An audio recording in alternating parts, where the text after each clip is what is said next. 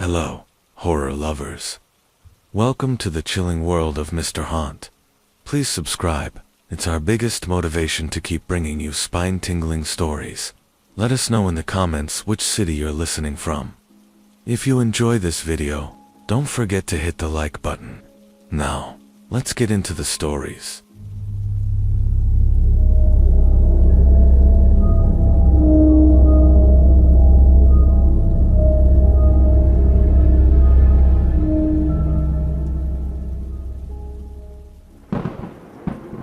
The cave system beneath Black Ridge Mountain had been sealed since 1983, when 3 members of the Appalachian Speleological Society vanished during a routine survey. The official report blamed flash flooding. The families blamed the mountain. The Park Service welded steel gates over the entrance and listed the entire area as prohibited. I shouldn't have been there, but when you're 24 years old, drowning in student debt, and desperate for your big break in geological research, rules start to feel flexible, especially when your advisor casually mentions that whoever maps the Black Ridge Caverns could probably name them the Holloway Caverns. It had a nice ring to it. I waited until late September, when the park rangers shifted to seasonal staffing. The old access road was overgrown, but passable if you didn't mind scraping the undercarriage of your Jeep. I parked a mile from the site and hiked the rest, my pack heavy with climbing gear, spare batteries, and enough ration bars to last 3 days. The cave mouth looked like a wound in the mountainside, a jagged fissure half hidden by rhododendron bushes, the rusted remains of the Park Service gate dangling from one hinge. Someone had cut through the chain recently. The air that whispered out was unnaturally cold. It carried a scent I couldn't place. Not the damp mineral smell of most caves, but something sharper, like wet charcoal and spoiled meat. I checked my headlamp, adjusted my harness, took the first photo for my records. Then I stepped inside. The initial descent was textbook karst topography. Narrow limestone passages, stalactites, dripping mineral, rich water. The occasional skitter of bats fleeing deeper into the dark. I marked my route with fluorescent tape every 50 feet, pausing to take samples where the rock formations looked unusual. The first anomaly appeared 2 hours in. The floor changed from rough stone to something smoother, almost polished. My boots slipped as I knelt to examine it. The surface wasn't natural erosion, it was worn smooth, like marble steps in an ancient cathedral, and it was covered in scratches. Not tool marks, claw marks. Deep, parallel grooves that ran the length of the passage. Some were fresh enough to gleam in my headlamp's beam. I should have turned back. Instead, I took out my camera. The tunnel opened into a cavern the size of a football field. My light barely reached the ceiling, where strange formations hung like melted wax. The air here was colder still, my breath pluming invisible clouds, despite the 60-degree weather outside. That's when I saw the nests, not animal dens. These were deliberate constructions. Dozens of them, arranged in concentric circles, around a central depression in the cavern floor. Each was made from woven branches, animal bones, and strips of what looked like fabric. I moved closer. The nearest nest contained a tattered flannel shirt. The next held a hiking boot, the laces neatly coiled beside it. The third cradled a human jawbone, the teeth filed 2 points. My hands shook as I photographed them. Then my headlamp flickered. Something moved in the shadows between nests. I don't know how long I stood there, frozen, listening to the soft click, click, click of claws on stone. The sound came from multiple directions now, echoing off the cavern walls. When my light steadied, I saw them. Not bears, not any animal on record. Bipedal, but hunched, their elongated arms brushing the ground as they moved, hairless skin stretched, tight over distended rib cages. Their faces, God, their faces, no eyes, just smooth skin where features should be, split vertically by mouths too wide for any human skull. The closest one tilted its head, A wet, clicking sound bubbled from its throat. Then, impossibly, it spoke. More, it rasped, in a voice that wasn't quite human. More come. The others took up the chant. More, more, more. I ran. The creatures didn't chase. They herded, clicking to each other in the dark, cutting off escape routes, driving me deeper into the cave system. My last fluorescent marker led to a dead end. That's where I found the pit, a yawning sinkhole at least 30 feet across, its edges worn smooth by generations of passing bodies. The stench rising from it made my eyes water. And the walls were moving. Not with creatures. With people. Dozens of them, embedded in the limestone like insects in amber. Some still twitched. One man's mouth opened in a silent scream as the rock slowly swallowed him whole. The clicking grew louder behind me. Something cold and clawed closed around my ankle. Final recording recovered from Holloway's GoPro. Timestamp, 3 hours 17 minutes and 42 seconds heavy. Breathing there, not eating us. They're preserving us. The cave, it's alive. It hungers. And they feed it. Wet clicking sounds approach. Oh God. Screams, camera impacts ground. Shows view of cavern ceiling. Whispered the rocks. The rocks are moving. Recording ends.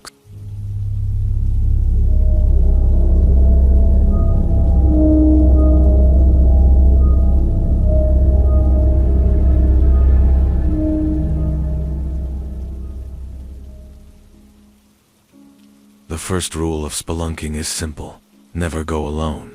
I broke that rule the moment I saw the newly exposed cave mouth in the Ozark foothills. The summer rains had washed away centuries of sediment, revealing a tunnel system not on any geological survey. As a grad student studying karst formations, this was the find of a lifetime. I should have turned back when I saw the bones. They weren't fossilized. They were fresh, picked clean, and stacked in neat piles along the cavern walls like some grotesque pantry. The femur I examined still had tooth marks, human incisors, but spaced too far apart. My headlamp flickered as I went deeper.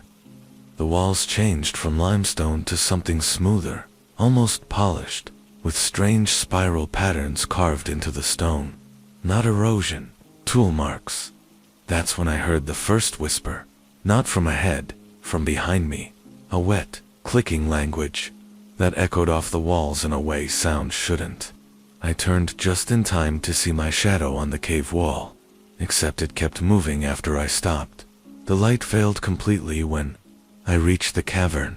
Something was already there, waiting. Its eyes reflected my headlamp in twin points of amber, too high off the ground.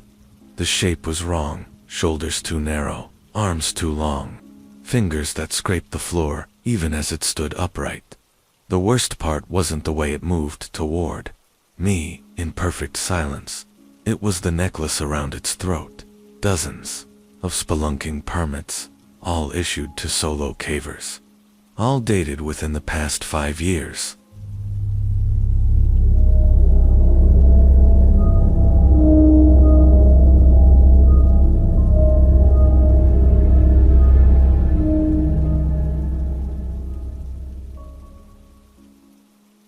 The first time I saw the footprints, I told myself they were a bear's.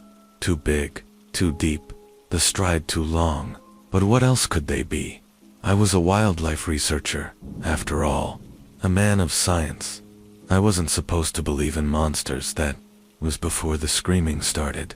The Pacific Northwest rainforest had a way of playing tricks on the mind. The trees stood too close, their branches knitting together into a ceiling that choked out the sky. The air stayed damp, thick with the scent of rotting leaves and something else. Something musky, like wet dog and old blood. I was there to track wolf populations. Simple work, really. Set up cameras, collect scat samples, document territory markings. But on the third day, I found something my textbooks never prepared me for. A set of handprints pressed into the mud near Cedar Creek. Humanoid, but not human. The fingers were too long, the palms too wide, and pressed so deep into the earth that Whatever made them had to weigh over 800 pounds. My skin prickled. I told myself it was the cold. Then I noticed the broken branches. 12 feet up the nearest cedar. Something had climbed there, something massive. The first night I heard it, I thought it was the wind, a low, shuddering groan that rolled through the trees like distant thunder. But the air was still, dead still. Then it came again, closer this time. A sound that wasn't quite animal, wasn't quite human. A vibration that made my ribs ache. I sat frozen in my tent, gripping my hunting knife, listening as something circled my campsite. Slow, deliberate footsteps. The snap of twigs under impossible weight. When dawn came, I found the prints. They went right up to the tent flap, stopped, then turned away. By the second week, I stopped sleeping. The cameras kept catching shadows, hulking, bipedal shapes that moved too fast for their size, always just out of focus. The audio recorders picked up whistles in the dead of night. Not bird calls, not any animal I knew. Then came the gifts. A dead rabbit left by my fire pit, its neck snapped clean. A perfect circle of stones stacked near my tent. And once, worst of all, a crude doll made of twisted branches and moss, propped against a tree where I'd be sure to see it. Its face was made of bark. It was smiling. The final night, the forest went silent.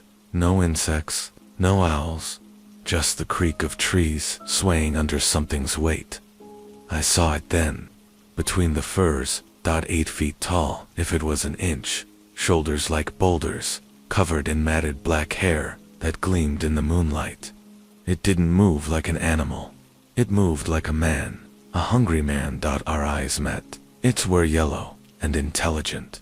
They found my camera a month later, half buried in the mud. The last photo shows nothing but trees, but the audio file. That's the worst part. You can hear me screaming, you can hear the wet crunch of bones, and underneath it all, that same low, shuddering groan. Only this time, it's laughing.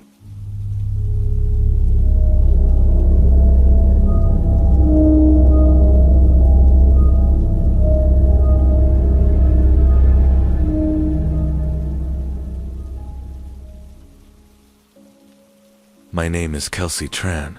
I am a wildlife biologist based out of northern Washington, specializing in animal migration and habitat loss. I used to believe science had an explanation for everything, until the winter of 2021, when I tracked something I wish I had never found. It started with a phone call from the Pine Ridge Environmental Center. A local volunteer group reported massive footprints crossing a section of protected land just outside the Olympic Forest.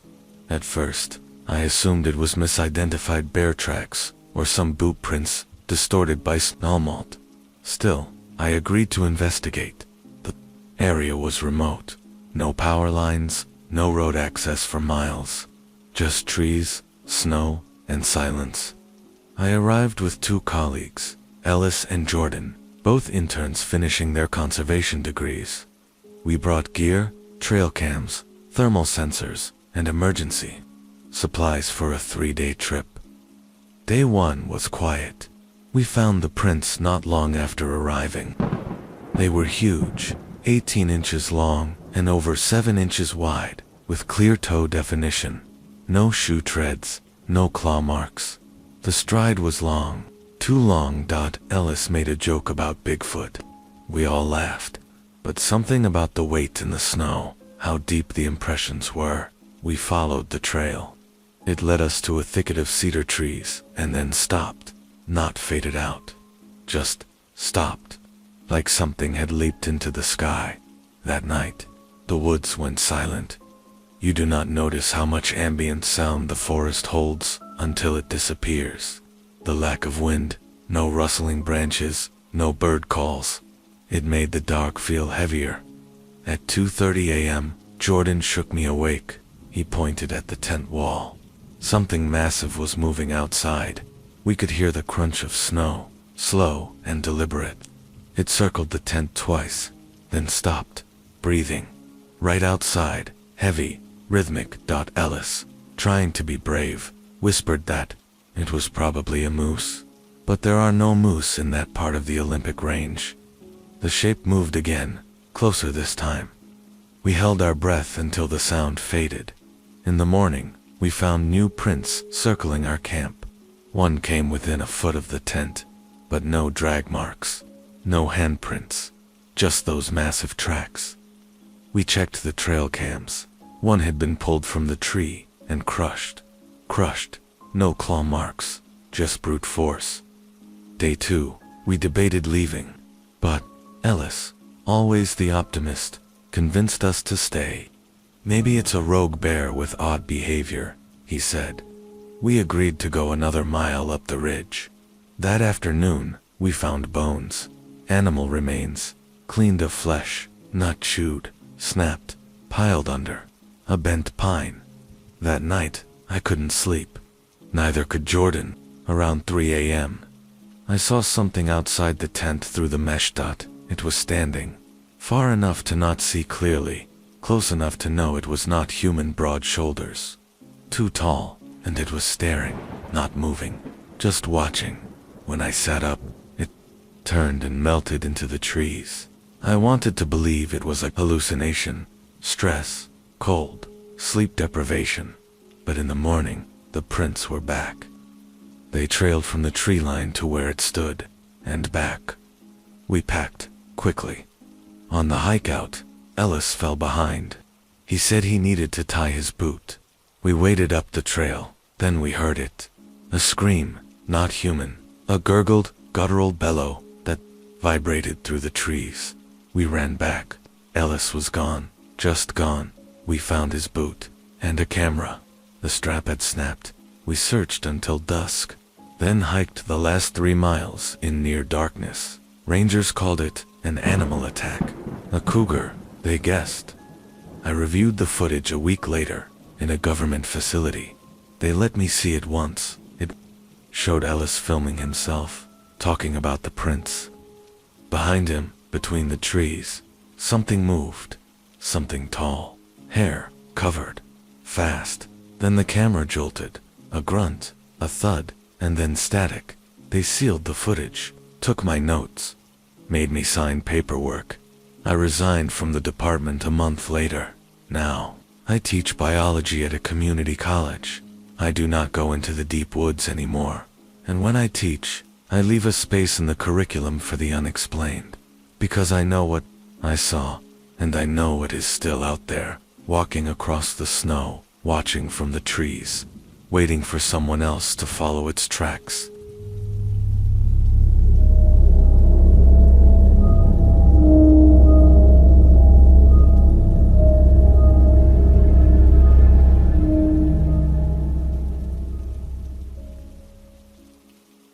My name is Damon Ruiz.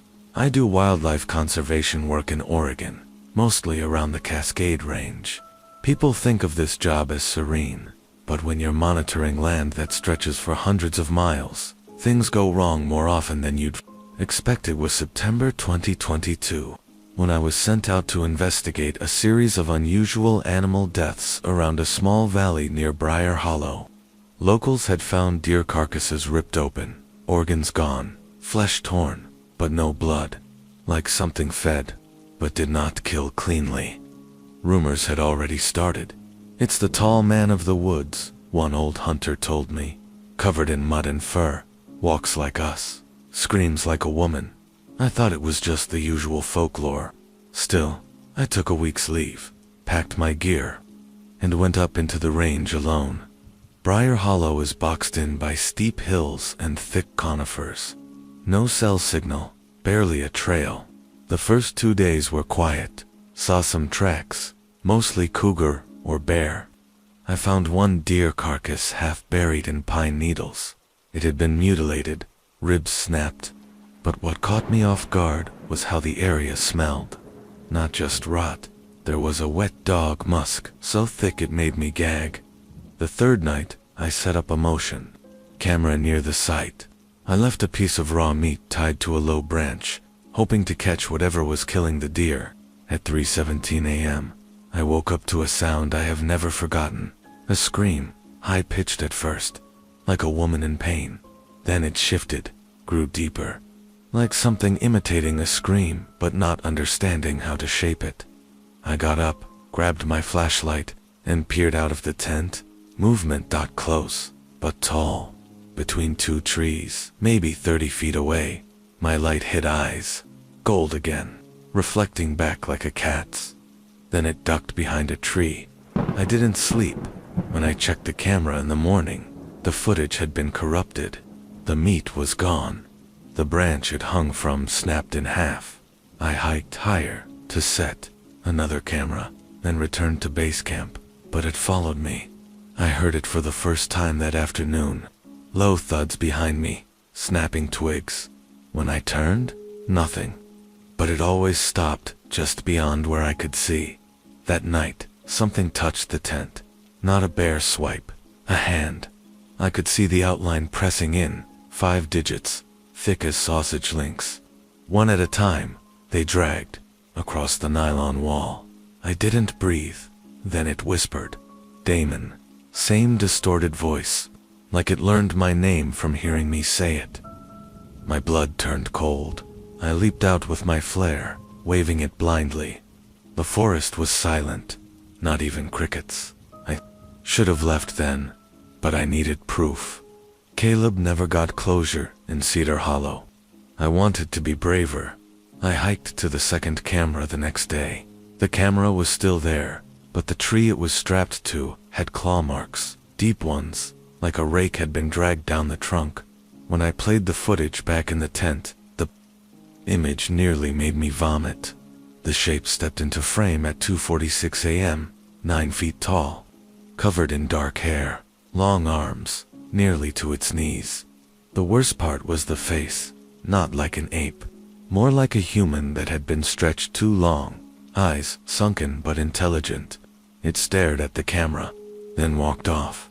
But just before the video cut out, it turned back, and in that digital grain, it smiled. The next night, it attacked. I had just zipped the tent when it came. No scream this time, just silence, until my tent flattened. I rolled out, flare already lit, and saw it above me, looming, breathing heavy, watching. Then it backed away, slowly, like it wanted me to see it walk off. I ran. I didn't pack. I didn't care. I reached my truck by morning, shaking, sleep deprived, out of breath. I turned the footage in to my department. They shelved it, said it was a prank, or bare footage manipulated with editing. I knew better. I quit the job a week later. I've taken up work as a park interpreter now, still in nature, but never in the deep forest. I won't go back there, because I know it's real, and it remembers me. Sometimes, when I camp too close to the trees, I swear I hear it. The fake scream, the slow whisper of my name, waiting for the moment I stop believing again.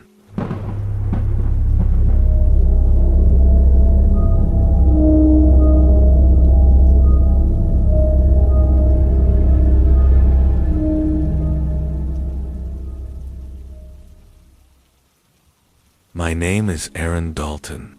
I grew up in Northern California, near a patch of wilderness called Cedar Hollow. It is the kind of place where stories float like fog through generations. Tales of miners who vanished, lights that dance between trees, and creatures with eyes like glowing coals.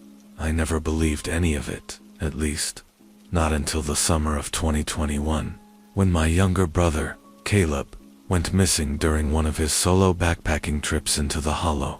That week changed everything. Caleb was always more adventurous than me. I am a paramedic, and he worked freelance in wildlife photography. He loved tracking bobcats, bears, even wolves when he could. He said the hollow held secrets worth chasing, and in June that year, he decided to do a 7-day solo excursion there. He had done it before, though never for that long. He texted me the night before he went in. "If I don't make it out, I found something worth dying for. LOL.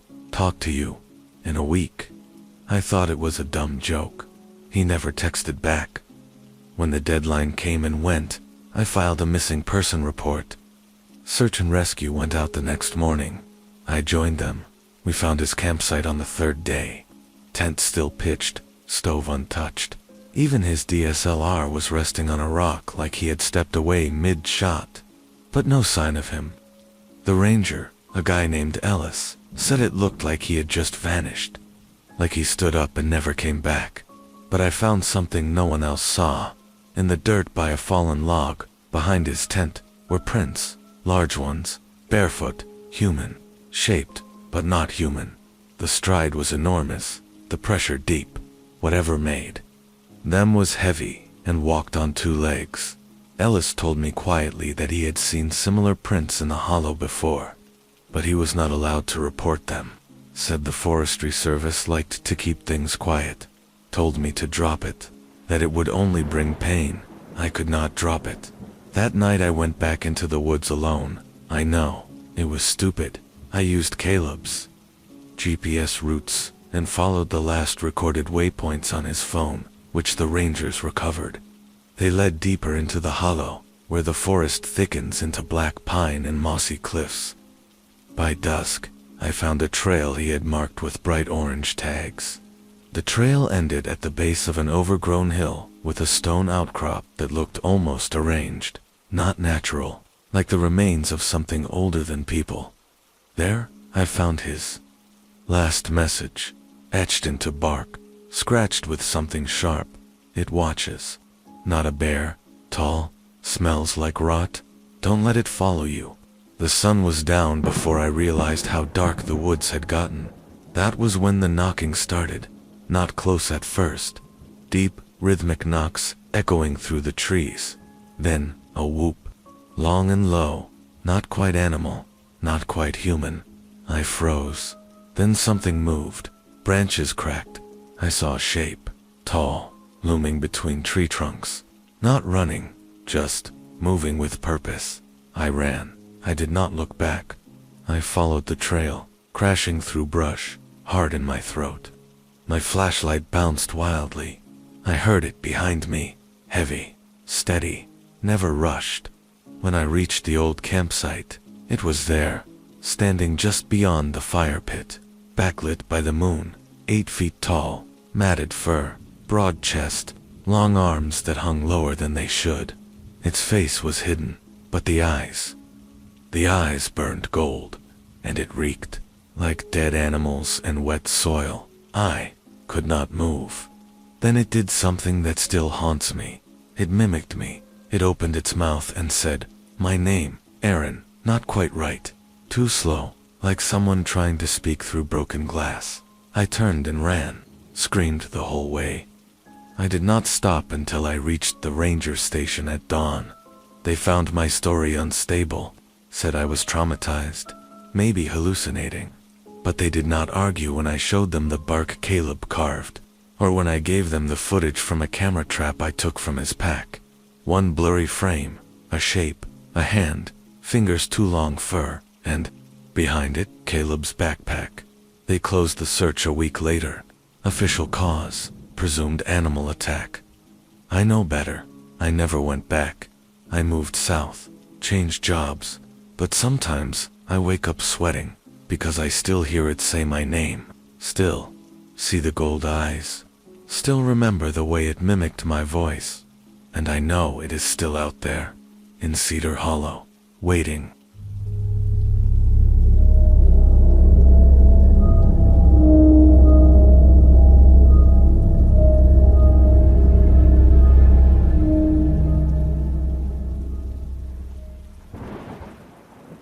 My name is Lucas Wells.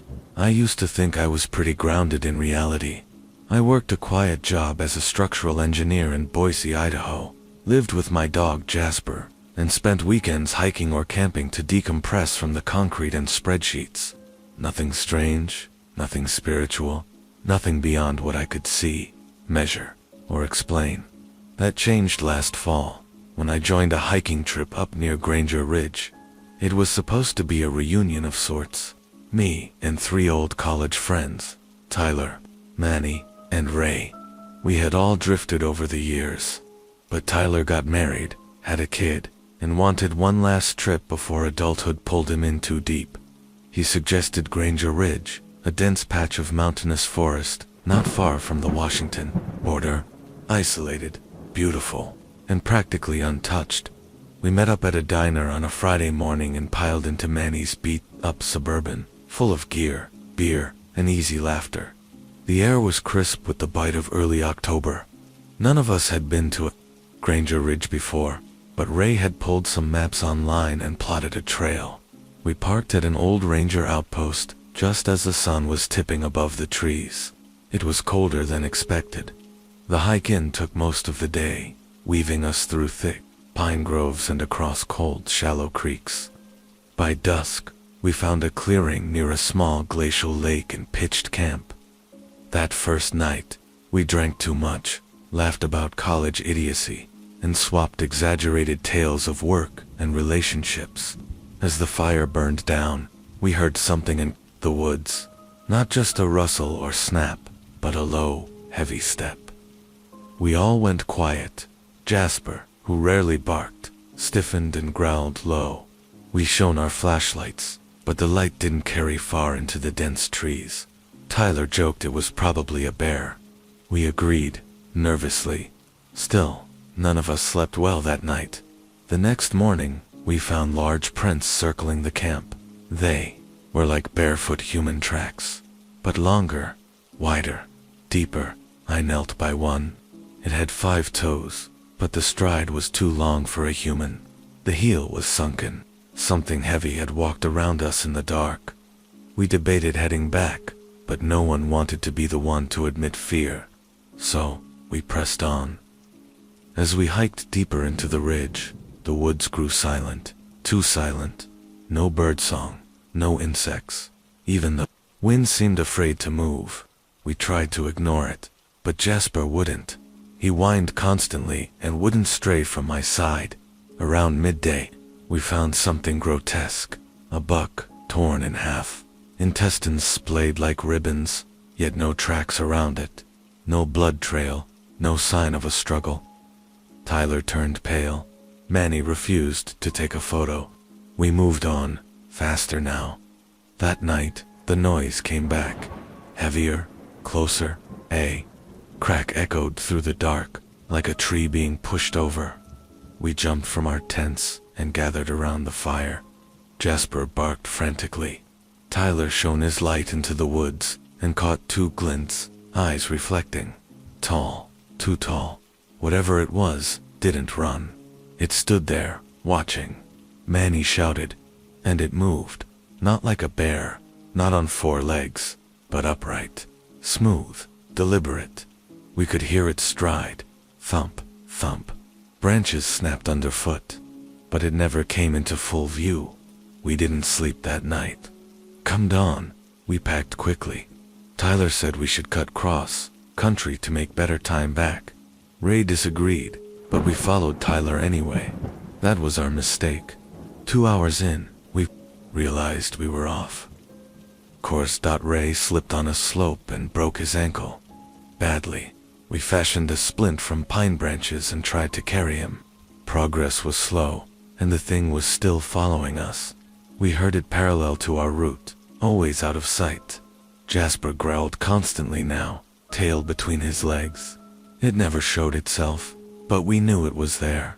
We saw the branches move, felt the presence. That night, we built a larger fire, surrounded Ray, and took turns keeping watch. At some point, I dozed off. I woke to Jasper barking and Ray screaming. The fire was scattered. Ray was gone. So was Jasper. We found a drag trail. Blood. Tyler wanted to chase it. I stopped him. I don't know how I did, but I did. We ran. Didn't pack. Didn't stop. We found the trail again, after hours of wandering. At the ranger station, we collapsed. The ranger didn't believe us. He filed a report, but we knew Ray was never coming back. I never saw Jasper again either. I've looked into it since. The Granger Ridge area has stories.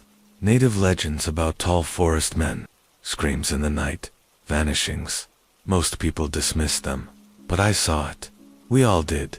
I no longer hike. I moved out of Boise. I don't sleep well. Sometimes I dream of eyes in the woods. Tall shadows watching from behind the trees, and I remember that deep, guttural sound it made. Not a growl, a warning.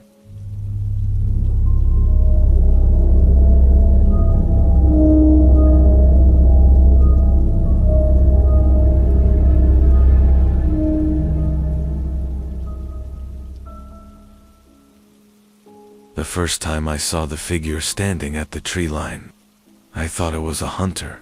It was late October in the Adirondacks, the kind of golden autumn afternoon that makes you forget winter is coming. I was stacking firewood behind my uncle's cabin when movement caught my eye. A tall, dark shape standing perfectly still between the birches about 50 yards into the woods. Even from that distance, I could tell something was wrong. The proportions were off. Shoulders too wide, arms too long. It stood slightly hunched, like its spine couldn't quite support the weight of its upper body. And the way the sunlight hit it, there were no highlights, no texture, just solid black. I waved. It didn't wave back. When I blinked, it was gone. That night the dreams started, vivid nightmares of being chased through endless woods by something that moved like a man but didn't breathe like one. I'd wake gasping, my sheets soaked with sweat, convinced I'd heard scratching at the cabin door. The third morning, I found footprints in the frost outside my window. Bare feet. Too large. The stride measured nearly 5 feet between steps. The game cameras told the real story.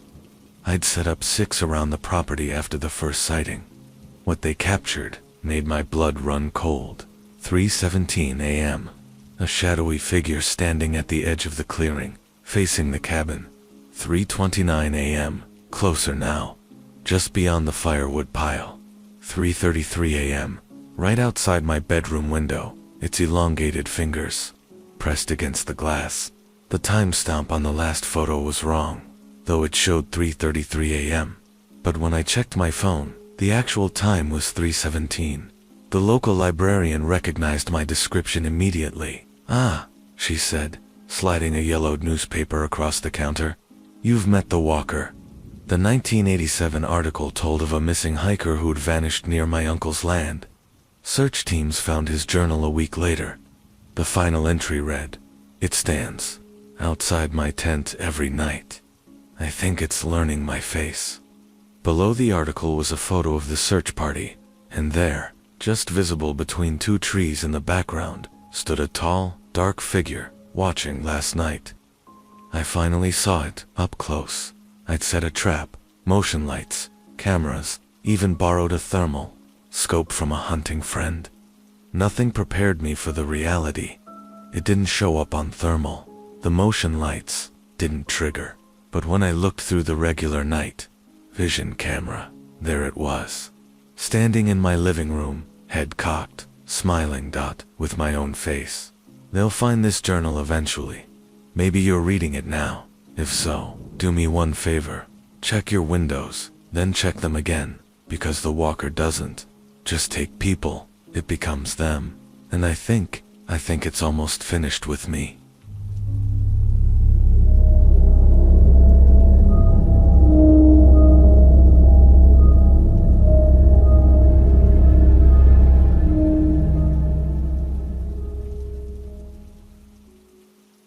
The first rule of winter caretaking at the Glacier Peak Observatory: when the radio stops working, you stay inside.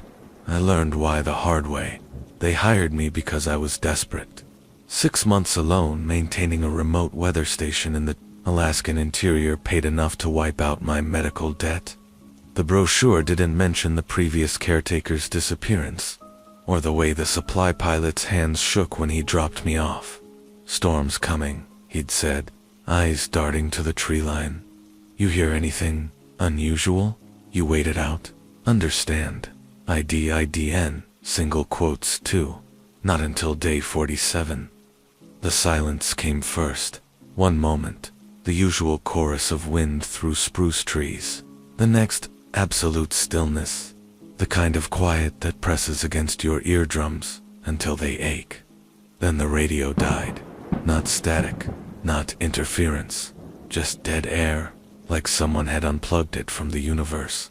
That's when the knocking started. 3 precise impacts against the observatory's north wall. Exactly 6 seconds apart. Every time. I told myself it was ice cracking. Then I saw the footprints. They appeared overnight in fresh powder. A single trail circling the building. Humanoid, but stretched too long. The stride nearly 5 feet between steps. No return tracks. Whatever made them had come from the woods, but it never left. Day 52. The temperature dropped to 40. The pipes froze. The generator failed, and the knocking moved inside. I traced it to the crawlspace access panel. The lock was rusted shut from the outside. From the inside, fresh scratches gleamed in my flashlight beam. Something breathed down there, something warm. The final journal entry from the last caretaker played on a loop in my head. It learns fast. Yesterday it knocked. Today it whispers. Tomorrow, the page ended there. Tonight, through the floor vents, I heard my mother's voice for the first time in 10 years. She's been dead since I was 16. Whatever's under the house doesn't know that, or it doesn't care. They'll find this recorder when the thaw comes. If you're listening, don't trust the silence. Don't answer the knocking, and whatever you do, don't let it learn your voice.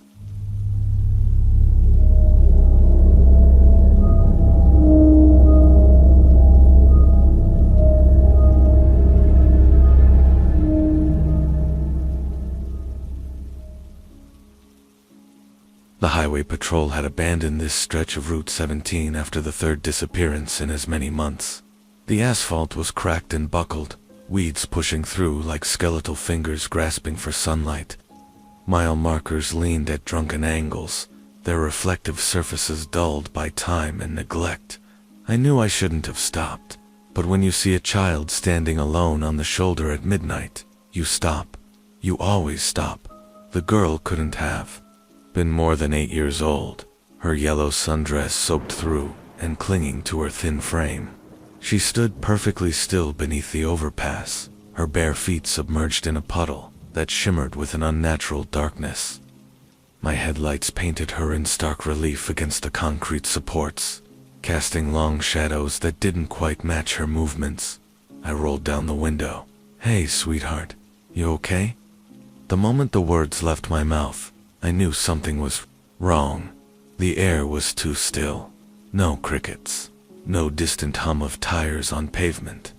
Just the steady drip of water from the overpass and the idle rumble of my truck's engine.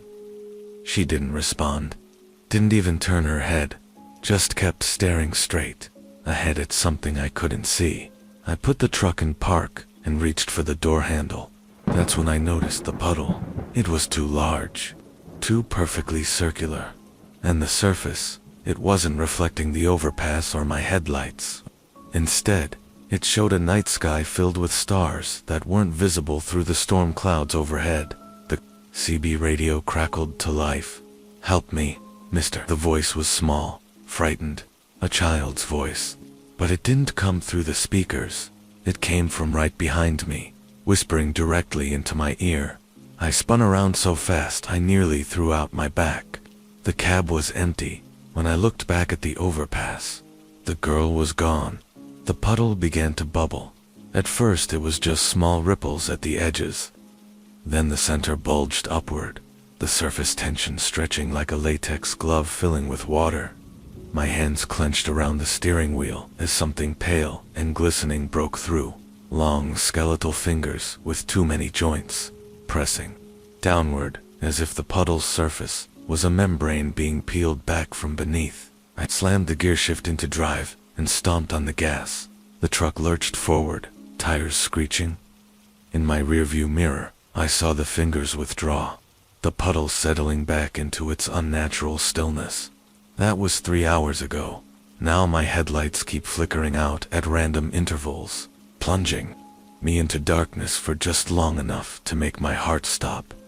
The fuel gauge hasn't budged from half a tank, despite the miles rolling by. And every time I check the mirror, my reflection is just a little wrong. The smile a touch too wide, the eyes a shade too dark. The CB crackles every few minutes now. That same child's voice growing louder, more insistent. Almost there, mister. I don't know where there is, but the exit signs keep counting down. 10 miles, 5 miles, 2 miles, to a turnoff that wasn't on any of my maps. And in the back of my mind, a terrible thought takes root. What if I'm not being chased? What if I'm being herded?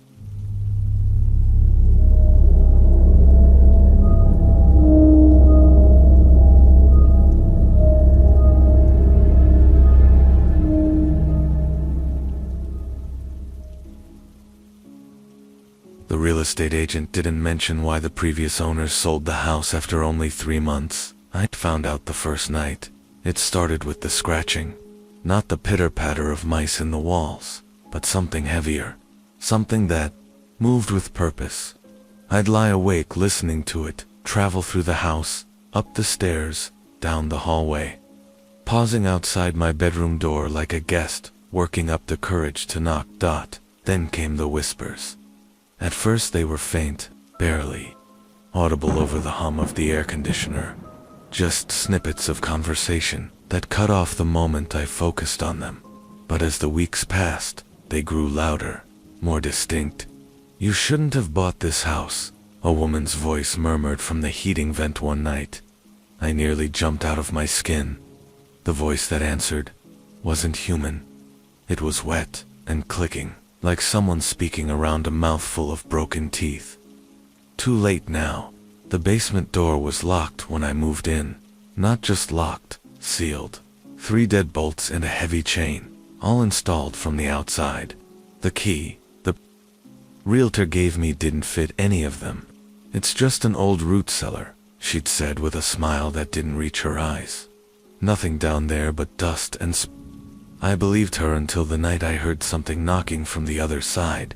Not random banging. A pattern. 3 slow knocks. Too fast, then silence. Waiting. The previous owners left in a hurry. I found their belongings still packed in boxes, in the attic. Photo albums, winter coats, a child's stuffed bear, with one button eye missing. Beneath it all was a leather-bound journal. The last entry was dated the day they moved out. "The house is hungry again. It started taking pieces of us while we sleep." Sarah woke up missing a finger. I found it in the flower jar. The house puts them back wrong. The fingers it gave her aren't hers. They're someone else's. The page ended there. On the back cover, scrawled in what looked like charcoal, "Don't open the basement. Don't feed it. Don't let it learn your name." Last night, the scratching stopped. The house was eerily silent for the first time since I moved in. I almost relaxed. Then the basement door creaked open on its own. The smell hit me first, damp earth and rotting meat. Then came the sound, breathing. Wet, labored breathing from the darkness below, and something else. The click, click, click of too many joints moving at once. I'm writing this from my car. The house looms in the rearview mirror. Every window dark except one. The basement light is on, and something is standing in it, waving.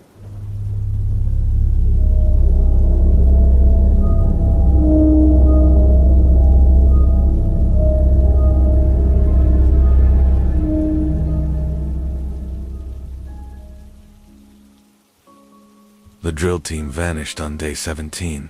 We found their camp exactly as they'd left it. Coffee still steaming in insulated mugs, notebooks open to sketches of the ice core samples. Only the radios were dead, all 6 of them filled with the same black, viscous fluid that oozed from the borehole. Dr. Chen was the first to say what we were all thinking. They didn't leave, they were taken. I should have listened when she demanded we evacuate.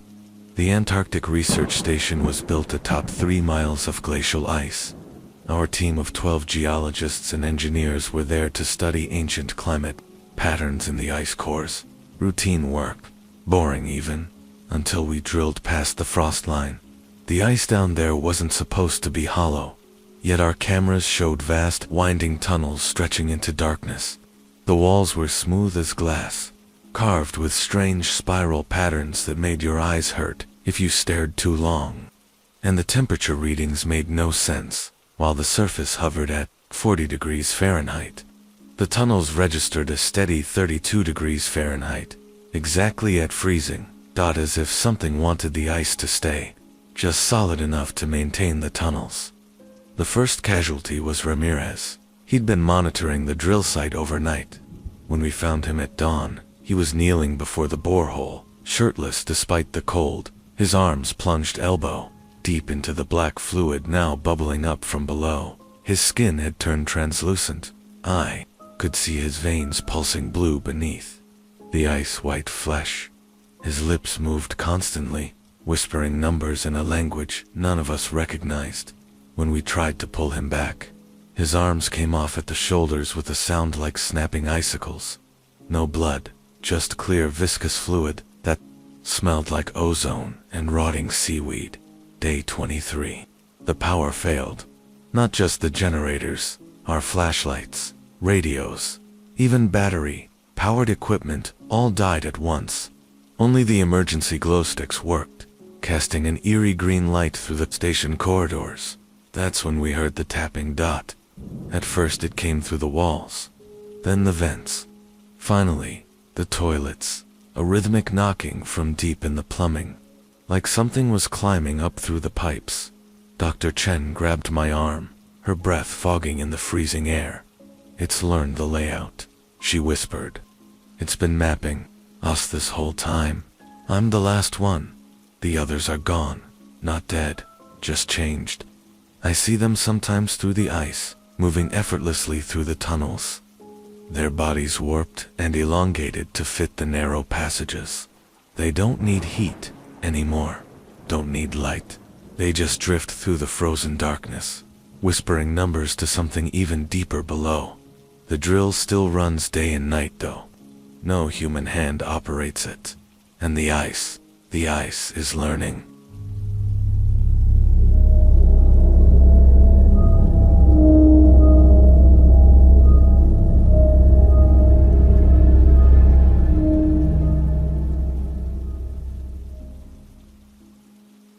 The Forest Service issued us new radios last week, sleek digital models with emergency beacons, GPS tracking, and all the latest safety features. What they didn't mention was the static. It begins precisely at 3:17 a.m. every night without fail. Not the usual white noise or distant chatter you'd expect from radio interference, but something far more unsettling. A wet, crackling hiss that bleeds through every channel, regardless of frequency. At first I dismissed it as atmospheric anomalies bouncing off the old fire lookout towers dotting the preserve. Then I had the idea to record it and play the audio back at quarter speed. The discovery turned my blood to ice. There were distinct words buried in that noise. Look up 3 simple syllables that have cost me every night's sleep since. They found another hiker yesterday morning, same as the others. No visible trauma, no signs of animal predation, just curled into a tight fetal position inside the hollow of a lightning. Blasted, ponderosa pine. His skin had fused with the bark in intricate world patterns, as if the tree had grown around him rather than the other way around. The sheriff wrote it off as exposure. The coroner didn't even wait for the autopsy before marking cardiac arrest on the death certificate, but I saw what they refused to acknowledge. The man's hands told the real story. His fingernails weren't just missing, they'd been worn down. 2 bloody ragged crescents, the nail beds packed with forest, detritus, dirt, pine needles, flakes of bark, as if he'd spent his final hours clawing desperately at something, or trying to dig his way out. When I showed the photos to the park superintendent, he made me take down all the missing persons flyers. "Bad for tourism," he said, not meeting my eyes. "The static is evolving now. It bleeds through, even when the radios are powered off. Last night I awoke to find my unit humming ominously in its charging dock, the display flashing nitrogen monoxide signal in pulsing crimson letters, while that same liquid whisper oozed from the speaker. "You're being watched." I threw the damn thing against the wall hard enough to crack the casing. This morning I found it back on the charging dock. Pristine, undamaged battery at 100%, despite the entire station losing power for 6 hours. The trees are wrong. I first noticed it near Fire Tower 7. The way the lodgepole pines stand just a fraction too straight. Their branches angled with geometric precision that defies natural growth patterns. They don't sway in the wind so much as lean, like spectators craning their necks for a better view. Yesterday I conducted an experiment. I carved a small X into the bark of a particularly suspicious pine, then returned at dusk. The mark was 3 feet higher than I'd left it. Final log entry recovered from Ranger Station 7, dictated via emergency recorder. They told me this forest was ancient. They never told me it was hungry. The trees are moving closer tonight. Not the slow creep of growing things, but purposeful, jerking motions that make my stomach lurch. Through the rain, streaked windows, I watch them contort. Trunks twisting in ways cellulose fibers shouldn't allow. Roots pulling free of the earth with wet, sucking sounds that carry through the walls. The radio died completely an hour ago. Not just static, total electronic silence. Yet, I don't need it anymore to hear the message. Because now, the words come from everywhere at once. From the groaning floorboards beneath my boots. From the whispering vents overhead. From the very walls themselves. Vibrating with inhuman vocalizations. The last thing I'll ever see is the station door bulging inward as something old and wooden and terribly patient finally comes calling.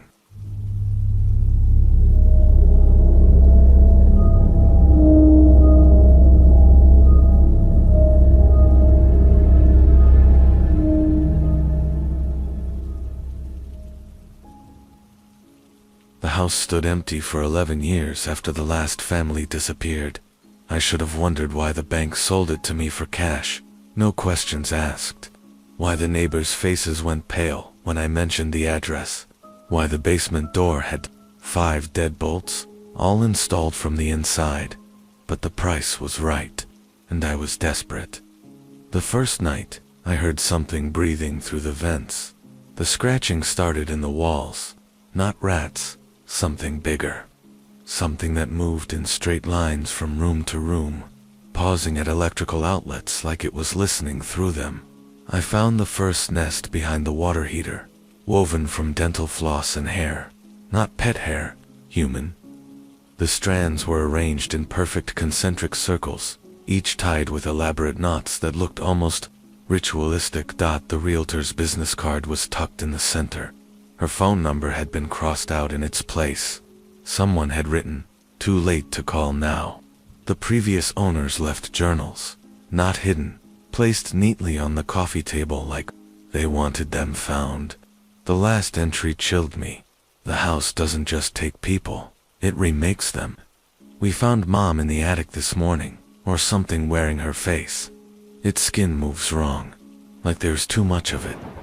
The page ended there. On the back, in a child's handwriting. It's learning how to smile. The basement door was open this morning, not broken, unlocked.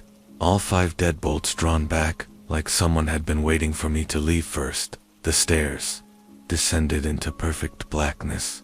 Not shadow, not darkness. An absence of light so total it hurt to look at. Something moved down there. Not a shape. A distortion. Like watching oil swirl in water. If the oil had teeth, they'll find this journal when they tear the house down. Don single quotes. It's not empty anymore. The thing in the basement learned how to wear faces last week. Now it's learning how to speak. And oh God, it's using my voice.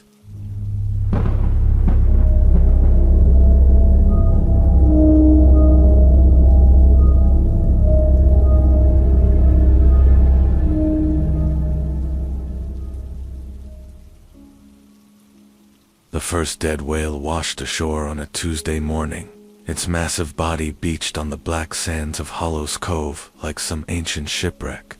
By Friday, 7 more had followed, their rotting carcasses forming a grim dotted line along 3 miles of coastline. Each bore the same impossible wound, a perfect circular bite nearly 6 feet across, the edges so smooth they might have been made by some monstrous cookie cutter. I knelt beside the freshest carcass, the stench of blubber and brine thick in my throat. My fingers trembled as I traced the wound's inner edge, not ragged like a shark attack, not shattered like a ship's propeller. These edges were surgically precise, the underlying ribs polished clean as if sanded by some meticulous craftsman, and running along the inner curve, nearly invisible unless you knew to look, were faint spiral patterns, like the grooves of a massive screw. The old Portuguese fishermen crossed themselves when they saw it. "O velho está com fome," they whispered. "The old one is hungry." As lead marine biologist for the Coastal Research Institute, I should have dismissed their superstitions. But when the lab results came back, even my most skeptical colleagues fell silent. The tissue samples showed traces of an unknown enzyme, something that dissolved collagen and fat while leaving bone untouched, and the sonar scans of the nearby trench revealed disturbing anomalies, shapes too large to be whales moving in patterns no marine creature should follow. That night, alone in my clifftop research station, I heard the first knock at my door. 3 sharp raps that echoed through the empty building. When I checked the security feed, the porch was empty, just wind, whipped rain, and the distant glow of the lighthouse. Then the camera flickered, and for one heart-stopping second, I saw them. Footprints appearing in the wet sand, leading to my door. Not animal tracks, not human either. Just deep, circular depressions, spaced 5 feet apart, as if something massive had balanced on a single pointed leg. The second knock came from inside the house, from the basement door I always kept locked. Now, I sit here in the glow of my computer screen, listening to the wet, clicking sounds rising from the vents. The fisheries department has stopped returning my calls. The university revoked my credentials after I showed them the footage from last night's dive. The thing I caught moving through the black water with impossible grace, its body a nightmare of spiraling flesh, and that single, unblinking eye, the size of a dinner plate. They think I've lost my mind. Maybe I have, because the knocking has started again, and this time, it's using my dead research partner's voice.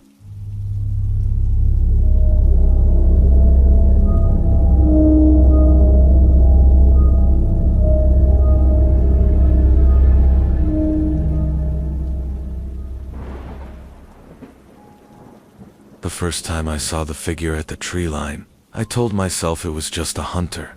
It was late October in the Adirondacks, the kind of crisp autumn afternoon that makes the whole forest glow gold. I was stacking firewood behind my uncle's hunting cabin when movement caught my eye. A tall, dark shape standing perfectly still between the birch trees about 50 yards into the woods. Even from that distance, I could tell something was off. The proportions were all wrong. Shoulders too broad, arms too long, hanging nearly to its knees. It stood slightly hunched, like its spine couldn't quite support the weight of its upper body. And the way the sunlight hit it, there were no highlights, no texture, just solid black, absorbing the light like a hole cut in reality. I raised a hand in greeting. It didn't respond. When I blinked, it was gone. That night, the nightmares started, vivid.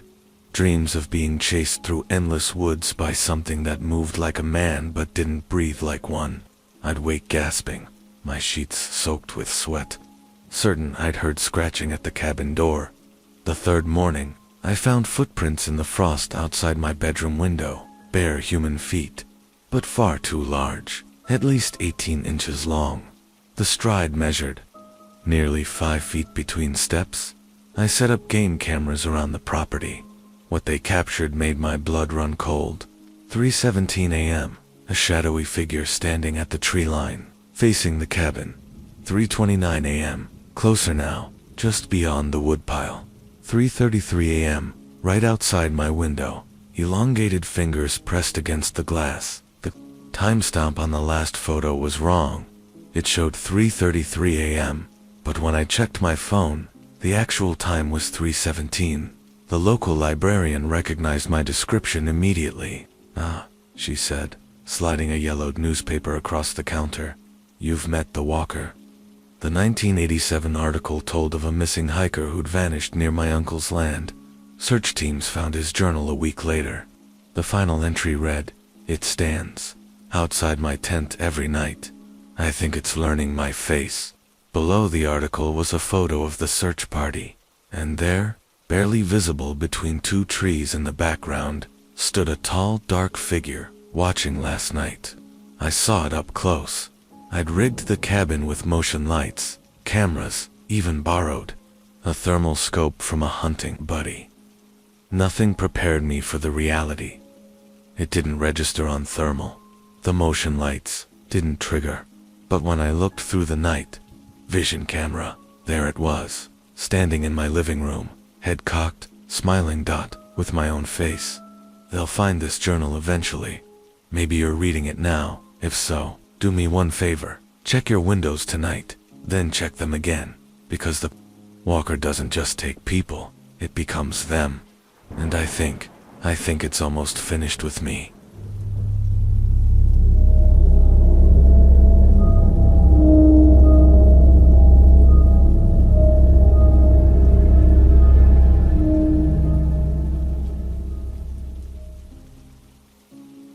The house on Briarwood Lane stood empty for 11 years after the last family disappeared. I should have questioned why the bank sold it to me for cash with no background check.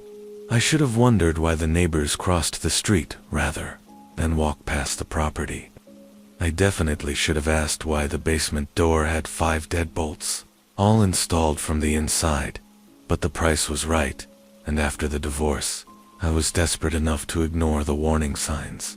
The first night, I heard something breathing through the vents, not the steady rhythm of the furnace, something wetter, more deliberate, like it was tasting the air, sampling my scent as I moved from room to room.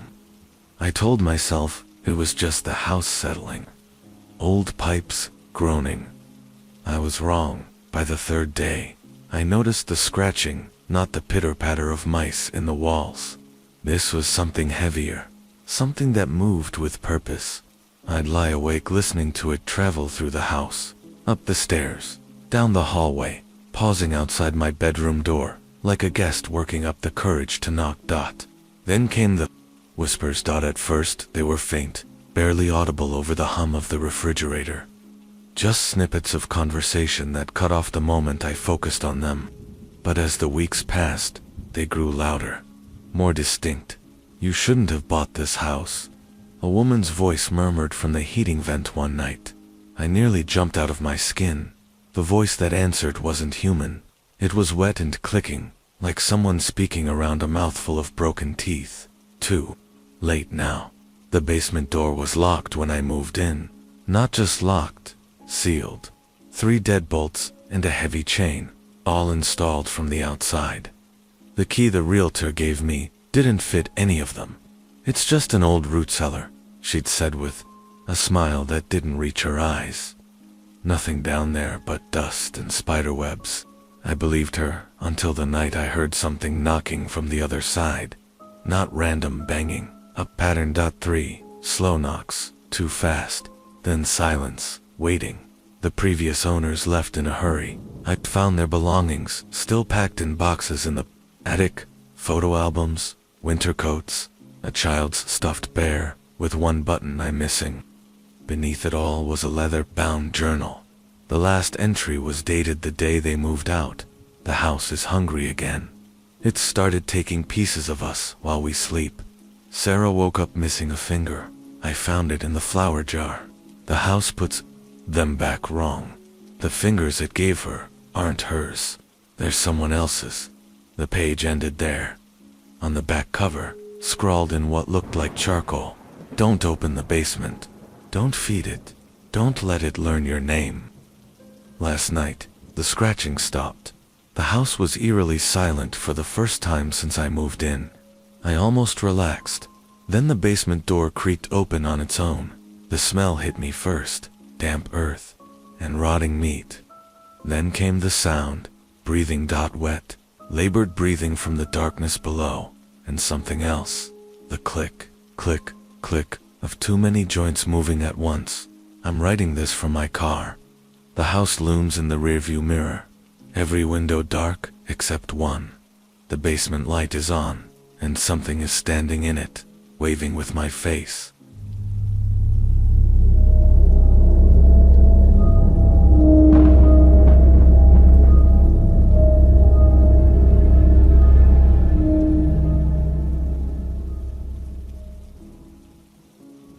The first thing I noticed when I took the seasonal ranger position at Black Spruce National Forest was how the trees grew too close together. Their branches intertwined like skeletal fingers, forming a canopy so thick it choked out the sky. The Forest Service manual said this was normal for old growth woodland. The manual lied. They found the first missing hiker today. Not lost, not injured, just gone. His tent stood perfectly intact, sleeping bag neatly rolled, flashlight still working. Only his boots remained, placed side by side at the tent's entrance like he'd stepped out barefoot and vanished into thin air. The sheriff called it an animal attack, but I saw the way his deputies avoided looking at the trees, how their hands trembled when they bagged the evidence, and I definitely noticed the scratches on the tent's interior. Not claw marks, fingernail grooves, as if someone had tried desperately to claw their way out from inside. The forest has started singing. It begins at exactly 3:17 a.m. every night. A low, shuddering hum that vibrates through the ground and up into my cot. The sound isn't natural. Doesn't follow any animal call I've studied. Last night, I recorded it. When I played the audio back at quarter speed, the vibrations resolved into words. We remember your bones. I burned the recording this morning. I found the ashes rearranged into perfect spiral patterns on my desk. The trees are moving, not the wind, not growth. I proved it yesterday by carving small X's into 5 different trunks at eye level. This morning, the marks were all 6 inches higher. Tonight, I watched through binoculars as a massive pine twisted its trunk slowly clockwise, its branches curling like fingers around a nearby sapling. When I shone my flashlight, the bark split vertically, just for an instant, revealing something wet and glistening beneath. The Forest Service radios stopped working today. Now the only transmissions come through on dead air. You shouldn't have marked us. They're inside the station, not the trees themselves. What lives inside them? I first saw one clearly tonight, tall and emaciated, its bark like skin splitting vertically to reveal pulsating wetness beneath.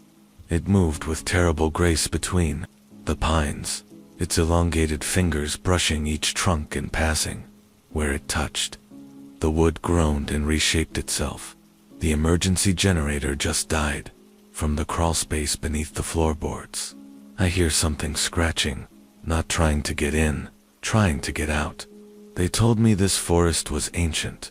They never told me it was hungry.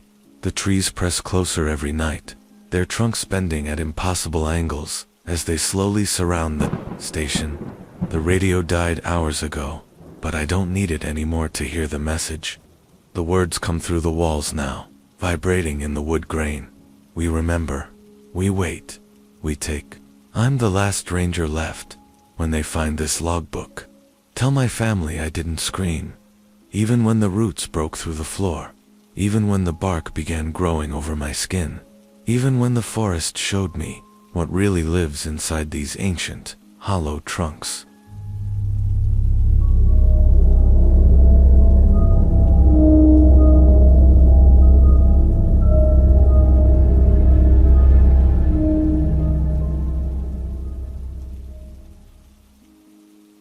The Antarctic Research Station was the last place on Earth anyone should have disappeared. When Dr. Chen didn't show up for her 3 a.m. ice core analysis, we assumed it was just radio trouble. Then we found her lab coat folded neatly beside borehole. #7, still warm from body heat. The security footage showed only static, but the audio was crystal clear. It's so much warmer below the frost line, Chen's voice had whispered through the speakers. They've been waiting so long down there. Then came the wet, crunching sounds, and the singing. Not Chun's voice anymore. Something older, something hungrier. The anomaly first appeared on our deep radar scans at 2,134 feet, a vast network of tunnels branching beneath the ice shelf, perfectly circular, impossibly smooth. They look almost machined, Dr. Petrov murmured, tracing the screen with a gloved finger. I adjusted the thermal imaging. That's impossible. There's nothing down there, but the scan flickered. For one heart, stopping second, it showed heat signatures moving through the tunnels. Humanoid shapes, dozens of them, climbing upward. 3 days later, we lost contact with Drill Team Alpha at 3:17 local time. Their final transmission still haunts me. The ice, it's hollow. Oh God, it's, then laughter, wet, gurgling laughter that didn't sound human. The rescue team found only their equipment, still running, still recording. The last photo showed the borehole wall splitting open like a flower, revealing darkness beneath. And reflected in the ice, something looking back. Petrov was the first to change. At breakfast, I noticed his fingers had gone translucent, the bones visible beneath skin, like frosted glass. He didn't seem to notice, just kept scribbling in his notebook about the beautiful patterns in the ice core samples. By nightfall, his eyes had clouded over completely. When I confronted him, he smiled with teeth that were suddenly too sharp. You'll understand soon, he whispered. They're singing the frost into our bones. The storm hit at midnight, cutting all power. In the emergency lighting, I finally saw them clearly.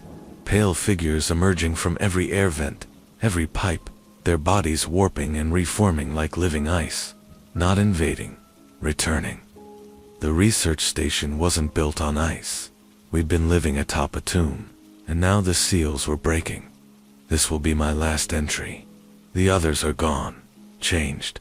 I can hear them moving through the vents, their voices, harmonizing with that ancient, frozen song. They don't need heat anymore, don't need light. The frost has taken them completely. I'm barricaded in the control room, watching the exterior cameras as shapes rise from every borehole. Hundreds of them, thousands. Their bodies glow faintly blue in the eternal night. The door won't hold much longer.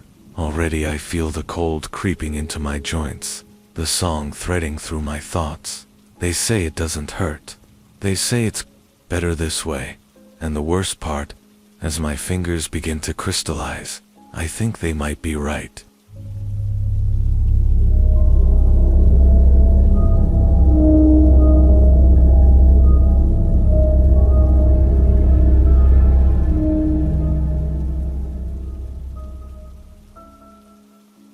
The house on Briarwood Lane had stood empty for 11 years after the last family vanished.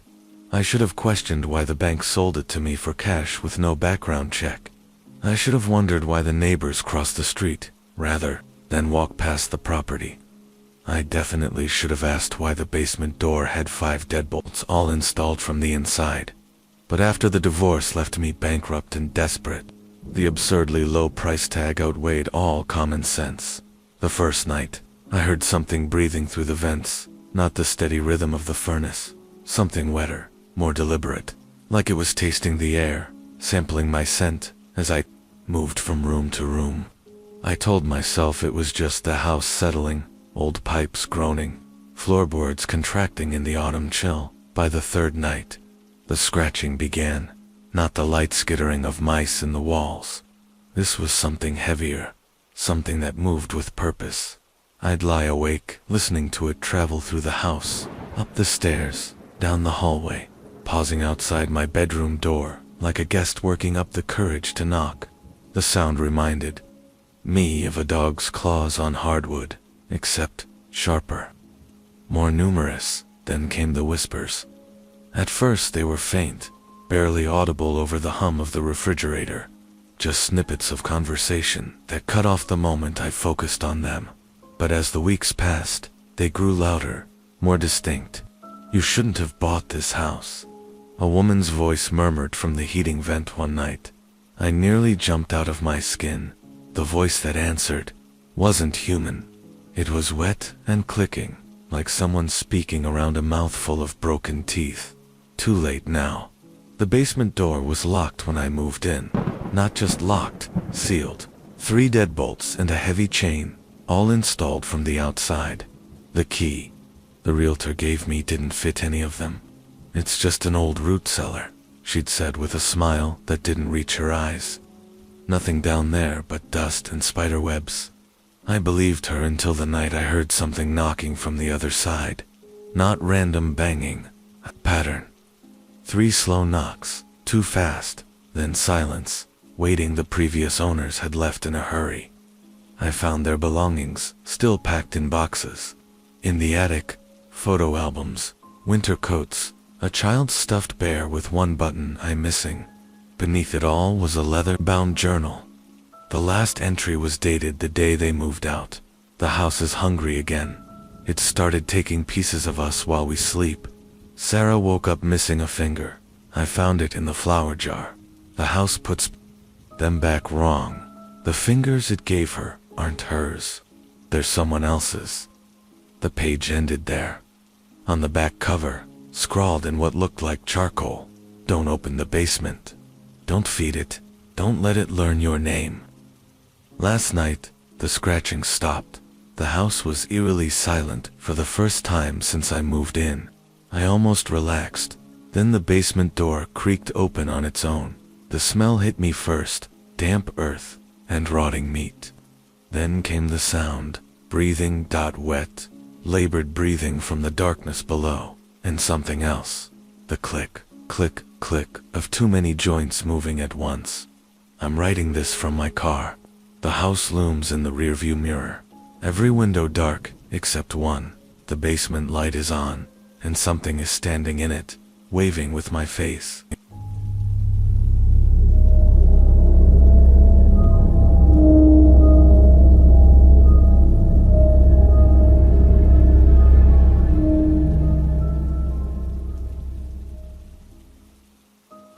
The highway stretched before me like a black tongue licking at the horizon. I'd been driving Route 17 for 6 hours when I first noticed the signs were wrong. Not damaged, not missing, changed. Blackwater, 12 miles, became turn back, 12 seconds, when I blinked. The green exit marker for gas, food, lodging now, read hunger, pain, rest in peeling letters. I told myself it was fatigue. The divorce papers in my glove compartment, the half-empty bottle of bourbon rolling under the passenger seat. Then I saw the girl. She stood beneath the crumbling overpass, her yellow sundress soaked through and clinging to skeletal limbs. The storm hadn't reached this stretch yet, but her hair dripped steadily, forming dark puddles around bare feet that sank too deep into the asphalt.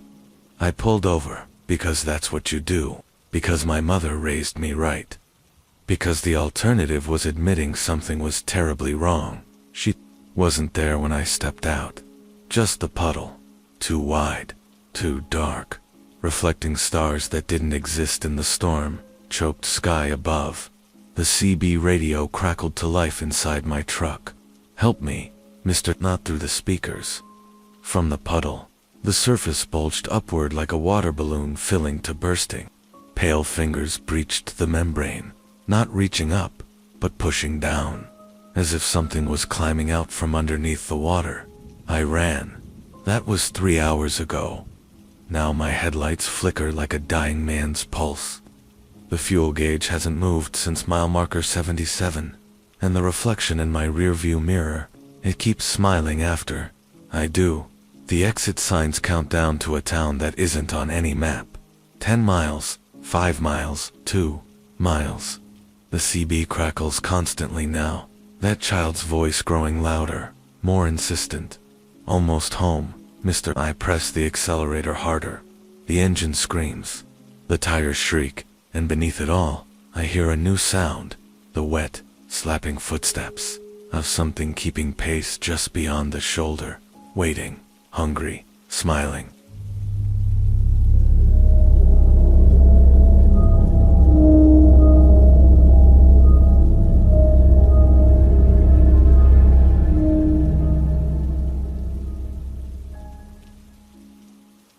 The first footprint stopped me dead in my tracks.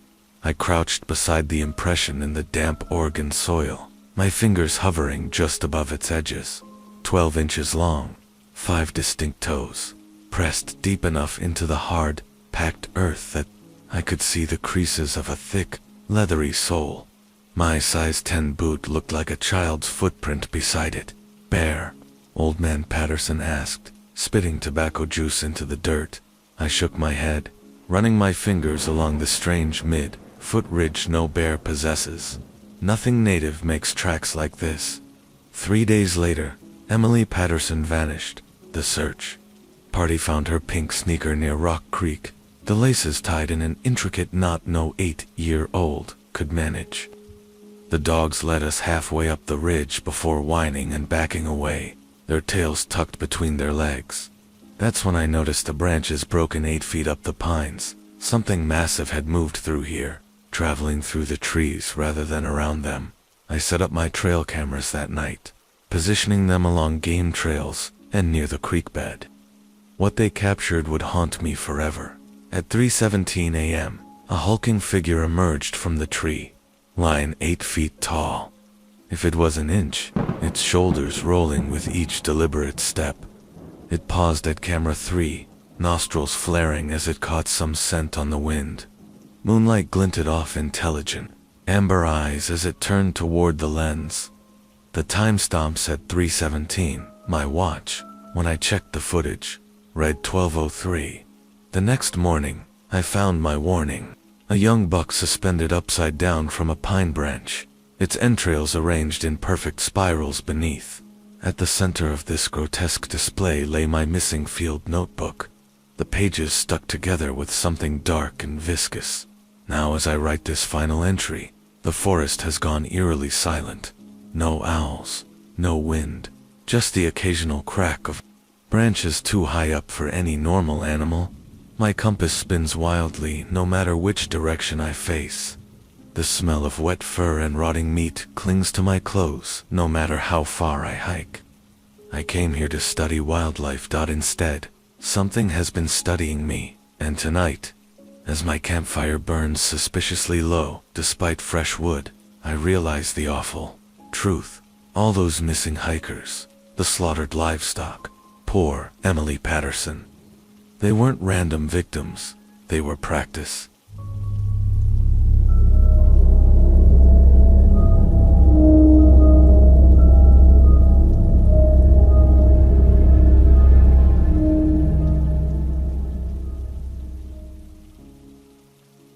I do not know how to explain this without sounding unstable. But maybe that is what this thing does. It robs you of your credibility, so no one believes what you saw. I am not writing this for attention. I am writing it because silence never helped anyone, and if someone else finds themselves in the narrows of Hunter's Gorge, maybe my words will be the warning they never got. My name is Jacob Collins. I am 42 years old, a high school science teacher from Missoula, Montana. 3 years ago, I took my son Mark on a weekend hike through the Bitterroot Range. He was 13 then, lanky and quiet, just beginning to crawl into that awkward stage, where everything about his dad embarrassed him. I remember thinking that this trip might be our last real bonding opportunity, before teenage cynicism swallowed him whole. The plan was to hike into Hunter's Gorge, an isolated slice of wilderness, deep within the bitter roots that few ever visit. Most hikers stick to the more accessible trails, but I had read about Hunter's Gorge in an old forestry journal, a natural corridor bordered by steep walls of pine and shadow. It was supposed to be beautiful, untouched, a place to get lost, metaphorically. We had no idea how literal that would become. We arrived late in the morning and parked near the old ranger's station, which had long since been abandoned. The paint was peeled, the windows boarded, and a rusted sign out front read, "Enter at your own risk. No cell signal beyond this point." I took a picture of it with my phone. It felt like a fun, spooky memento at the time. The trail into it. The gorge was narrow and cluttered with overgrowth. Branches clawed at our backpacks, and the air grew cooler with every step downward. I remember thinking how quiet it was. No birds, no insects, just the sound of our boots against damp earth. Mark noticed it too. "Why is it so dead?" "High elevation," I told him. "Late in the season. Could be anything." That was the first lie I told him. The truth is, I did not know. And I felt it. That subtle pressure in the chest that you get before a storm hits, or when someone is watching you from behind a curtain. We made camp near a creek by dusk. Our tent was old but solid. We boiled water from the creek, made some powdered chili, and sat by a tiny fire until the sky turned purple. That's when we heard it.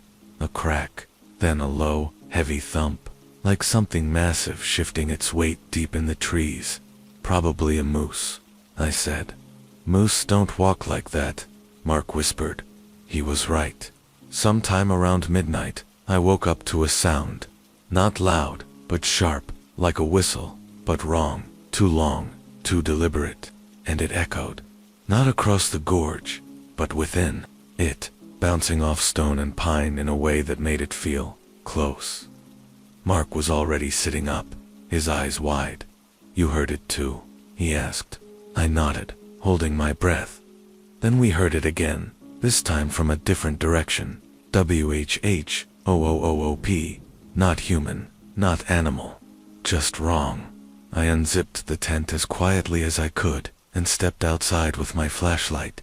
Nothing, just black. Trees and fog. No wind. No rustling. Even the crickets were gone. And then I saw them. Prints. Massive, barefoot impressions in the dirt, just 10 feet from our campsite.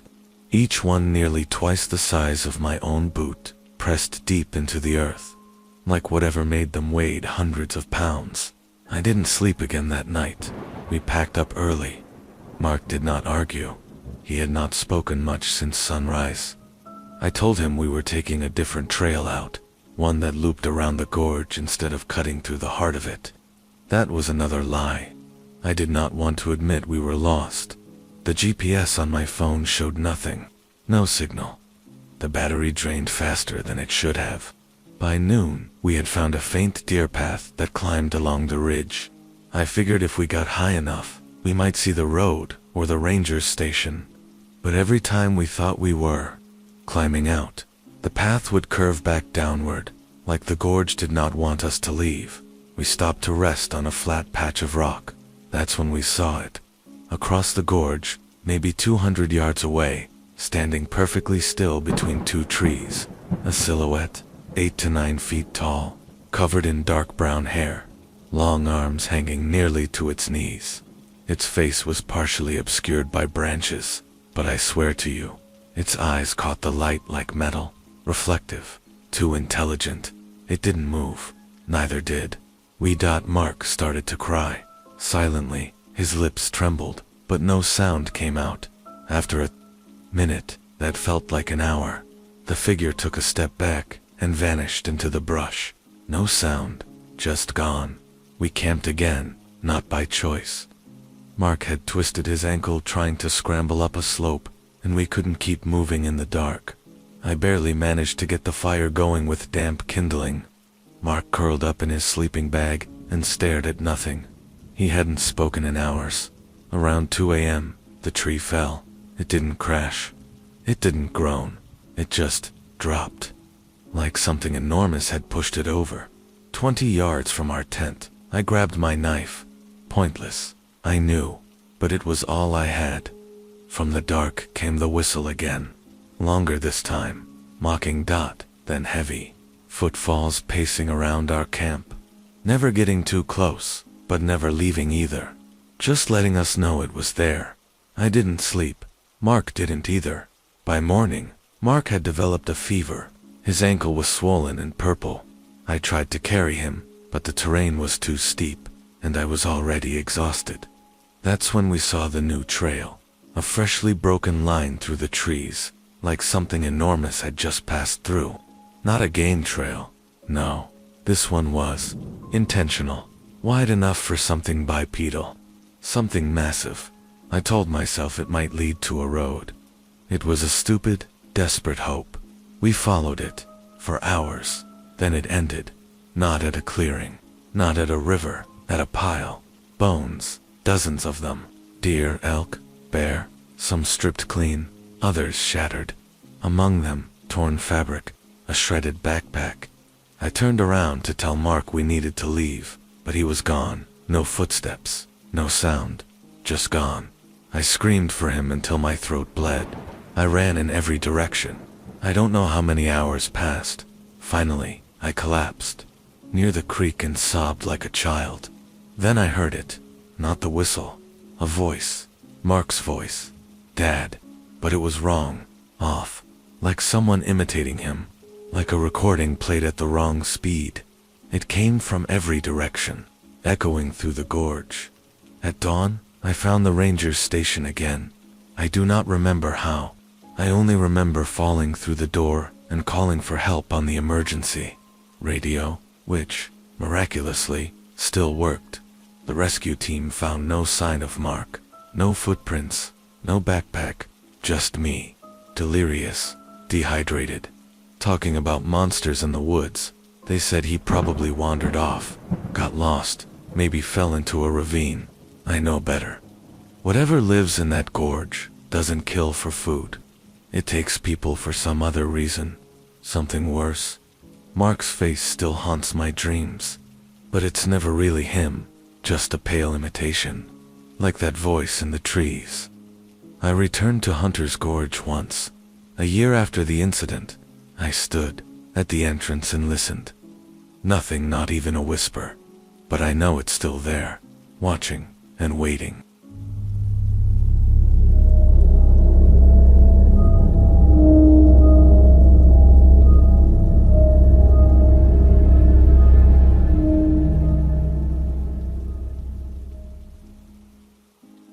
My name is Teresa Langdon, and I used to work as a wildlife biologist in northern Washington.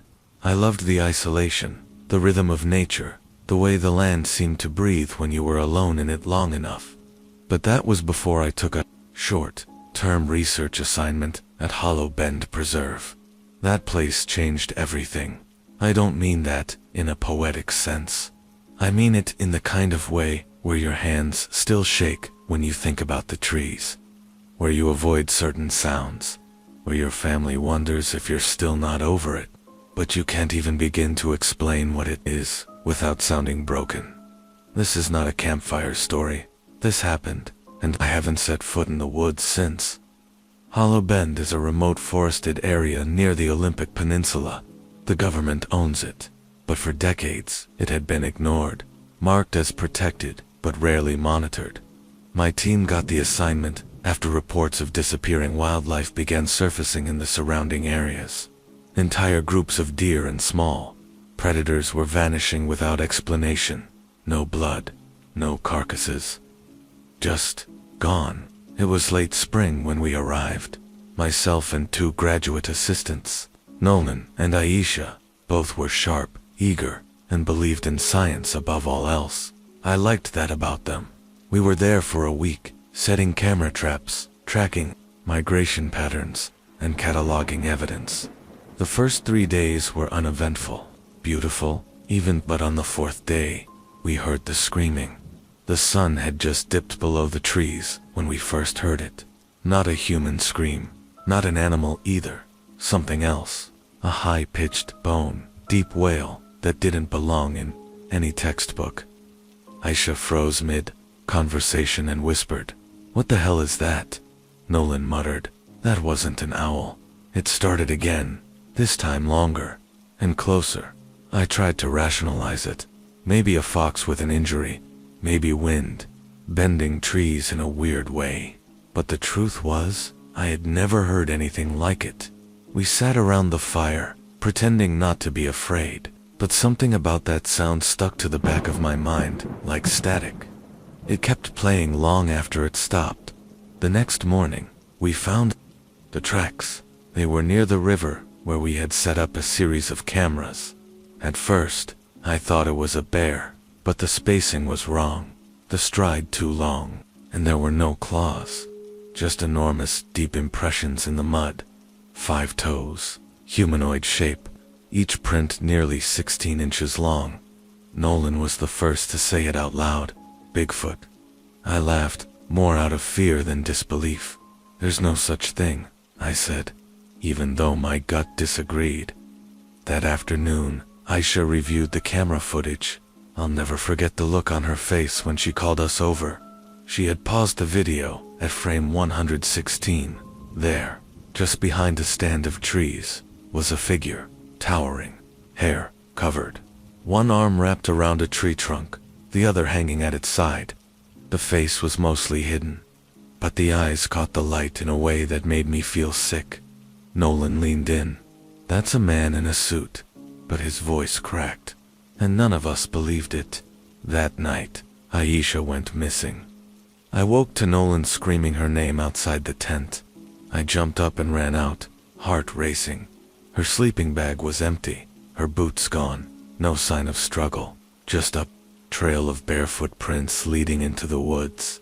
Huge ones, not hers. I wanted to believe she went for a walk, that she heard something and followed it. But who goes barefoot into the wilderness after midnight? We radioed for help. Nothing. No signal. By dawn, we knew we were on our own. That evening the screams returned, but this time they sounded like Aisha. Help. Please, help me. It echoed from every direction. Nolan bolted toward the sound, crashing. Through the underbrush I followed, yelling for him to stop. But he wouldn't. The forest twisted in a way that made no sense. The trees all started to look the same. The ground felt softer, spongy even. I swear I saw shadows moving just beyond the edge of my flashlight. Not animal shadows. Not human either. And then it stopped. All sound. Just silence. I found Nolan's flashlight 10 minutes later. Still on. No sign of him. Just more prints. And a smell. Like rot and pine. And something that didn't belong in this world. I don't remember getting back to camp. Some part of me went on autopilot. I sat by the cold fire pit until sunrise, rocking back and forth, clutching a pocket knife like it meant anything at some point. I heard heavy footfalls around the tent, slow, deliberate, circling. I didn't move. I barely breathed. Then something pushed against the tent wall, just gently. Fingertips. I saw them press into the nylon fabric, and then a face, flattened slightly, against the tent wall, inches from mine, covered in hair, lips pulled back to reveal enormous, human-like teeth. The eye I only saw one, was almost human. It blinked, and then it was gone. Was found 2 days later by a search team. I don't remember seeing them. I was dehydrated, sunburnt, babbling nonsense about the trees having eyes. They never found Aisha or Nolan. The footage from the cameras was all corrupted. Not deleted, not missing, just static, like something burned through it. The incident was officially labeled a wildlife-related disappearance. I quit the profession 2 weeks later. I live in Spokane now. I do not camp. I do not hike. I do not even walk through heavily wooded parks. Sometimes, late at night, I hear screams again, not in the air, but in my dreams. Sometimes it's Aisha. Sometimes it's Nolan. Sometimes it's me.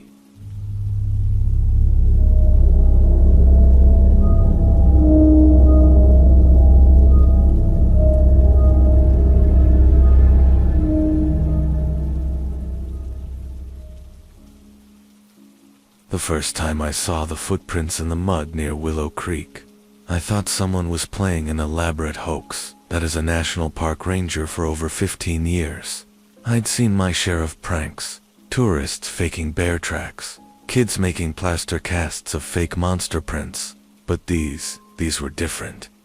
Each footprint measured 18 inches long, pressed nearly 2 inches deep into soil that had been bone dry until last night's storm. The stride length was what really got me, 5.5 feet between impressions. Whatever made these tracks stood at least 9 feet tall and weighed well over 800 pounds, based on the depth. "Bear?" asked my new trainee, Mark, kneeling beside the trail. I shook my head, running my fingers along the distinct mid-tarsal ridge. No claw marks, no heel drag. "And look here," I pointed to the dermal ridges. "That's not a paw, that's a foot." The disappearance of the Henderson family the following week changed everything. We found their campsite completely intact, tent still standing, sleeping bags unrolled, a pot of cold stew on the camp stove. Only their boots remained, lined up, neatly outside the tent, like they'd all stepped out, barefoot, in the middle of the night. The tracks told the story. 18-inch prints circling the tent. Then for sets of smaller human footprints emerging. Then, nothing. Just the giant prints leading away into the woods. The stride length increasing as if whatever made them was suddenly carrying heavy weight. That night, something visited the ranger station. I was reviewing the case files when the motion lights flicked on outside. Through the window, I saw the security camera slowly tilt upward, as if something tall had walked up and adjusted it. When I went outside with my flashlight, I found fresh prints in the flower bed beneath the camera. 18 inches, 5 toes. Still, damp, the game cameras we set up captured even more disturbing evidence. 3:17 a.m. A massive hairy figure standing at the tree line, sniffing the wind. 3:29 a.m. The same creature crouched near the station's dumpster, sorting through trash, with disturbingly human-like fingers. 3:33 a.m. The worst shot, a close-up of its face pressed against the lens, nostrils flaring as it examined the camera with clear, intelligent curiosity. The timestamp said 3:33. My watch read 3:17. When we searched the area where the Hendersons vanished, we found a strange structure, a crude shelter made of interwoven pine boughs, far too large to be human, made, inside, arranged neatly on a flat rock, were 4 sets of human teeth, not scattered, not gnawed, placed like a collection. Now, as I write this final report, the forest has gone completely silent. No insects, no birds, just the occasional crack of branches too high up for any normal animal. My coffee goes cold the moment I pour it, no matter how fresh the brew. My compass spins wildly, no matter which direction I face. And tonight, as I sit alone in the station, I realize the awful truth. All those missing hikers over the years, the strange lights in the woods, the unexplained recordings on our equipment, they weren't accidents. They weren't random. They were gifts. And whatever lives in these mountains is finally ready to collect.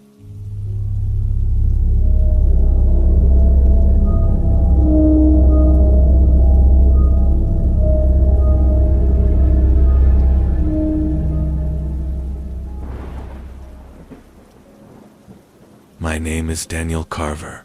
I spent most of my adult life fighting wildfires across the Pacific Northwest. I have hiked through burning forests, slept on smoldering ground, and watched fire roll down mountainsides like a living thing. But the most terrifying moment of my life didn't involve smoke or flame. It happened one summer in a place called Ridgewater Basin, a stretch of untamed land known for its steep canyons, dense tree cover, and complete isolation. It was the summer of 2019. We had been dispatched to Ridgewater to create a firebreak in anticipation of a lightning storm. My team consisted of 6 men, all seasoned, all good under pressure. Our job was to clear vegetation, dig trenches, and establish a buffer line that would hopefully slow down any flames that came roaring through the canyon.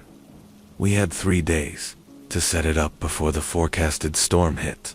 On the first day, everything was fine. The forest was calm, quiet in the way deep wilderness tends to be, where even the wind seems reluctant to disturb the silence. That evening, after 10 hours of hard labor, we camped at the edge of the basin. There were no roads in or out, just helicopters and boots. We were the only people for miles. At least that's what we thought. I remember that first night clearly. We sat around a small campfire, swapping stories and eating dehydrated meals. When James, the youngest on the crew, spoke up. "You guys ever feel like you're being watched out here?" he asked, stirring his food. Everyone laughed it off, but I could tell a few of them understood what he meant. There's something about wilderness that presses against your instincts. The knowledge that out there, you're no longer at the top of the food chain. You can go missing and never be found. We slept uneasily. Around 3 a.m., I woke to the sound of crunching footsteps, not animal, like scurrying, heavy, 2-footed. I unzipped my tent slowly, just enough to peek through. I saw nothing, just the dim glow of the dying fire and the silhouettes of trees. But I could still hear it, moving just out of sight. Not rushing, not hunting, just pacing. I reached for the hatchet I kept under my sleeping bag and waited, barely breathing. The footsteps circled twice and then faded. I told myself it was just another team member stretching his legs, but no one else admitted to leaving their tent that night. The next day, the forest felt heavier. That's the only way I can describe it. Heavier. The birds weren't singing. The squirrels weren't chirping. There was a blanket of stillness that made everything feel unnatural. We worked faster than usual, the silence acting like a weight on our backs. Around midday, Gary, one of our sawyers, found something strange near the ridgeline. It was a pile of rocks, stacked waist high, balanced, not fallen, deliberate. On top of the stack was what looked like a bird carcass, skinned and splayed. The head had been twisted backward.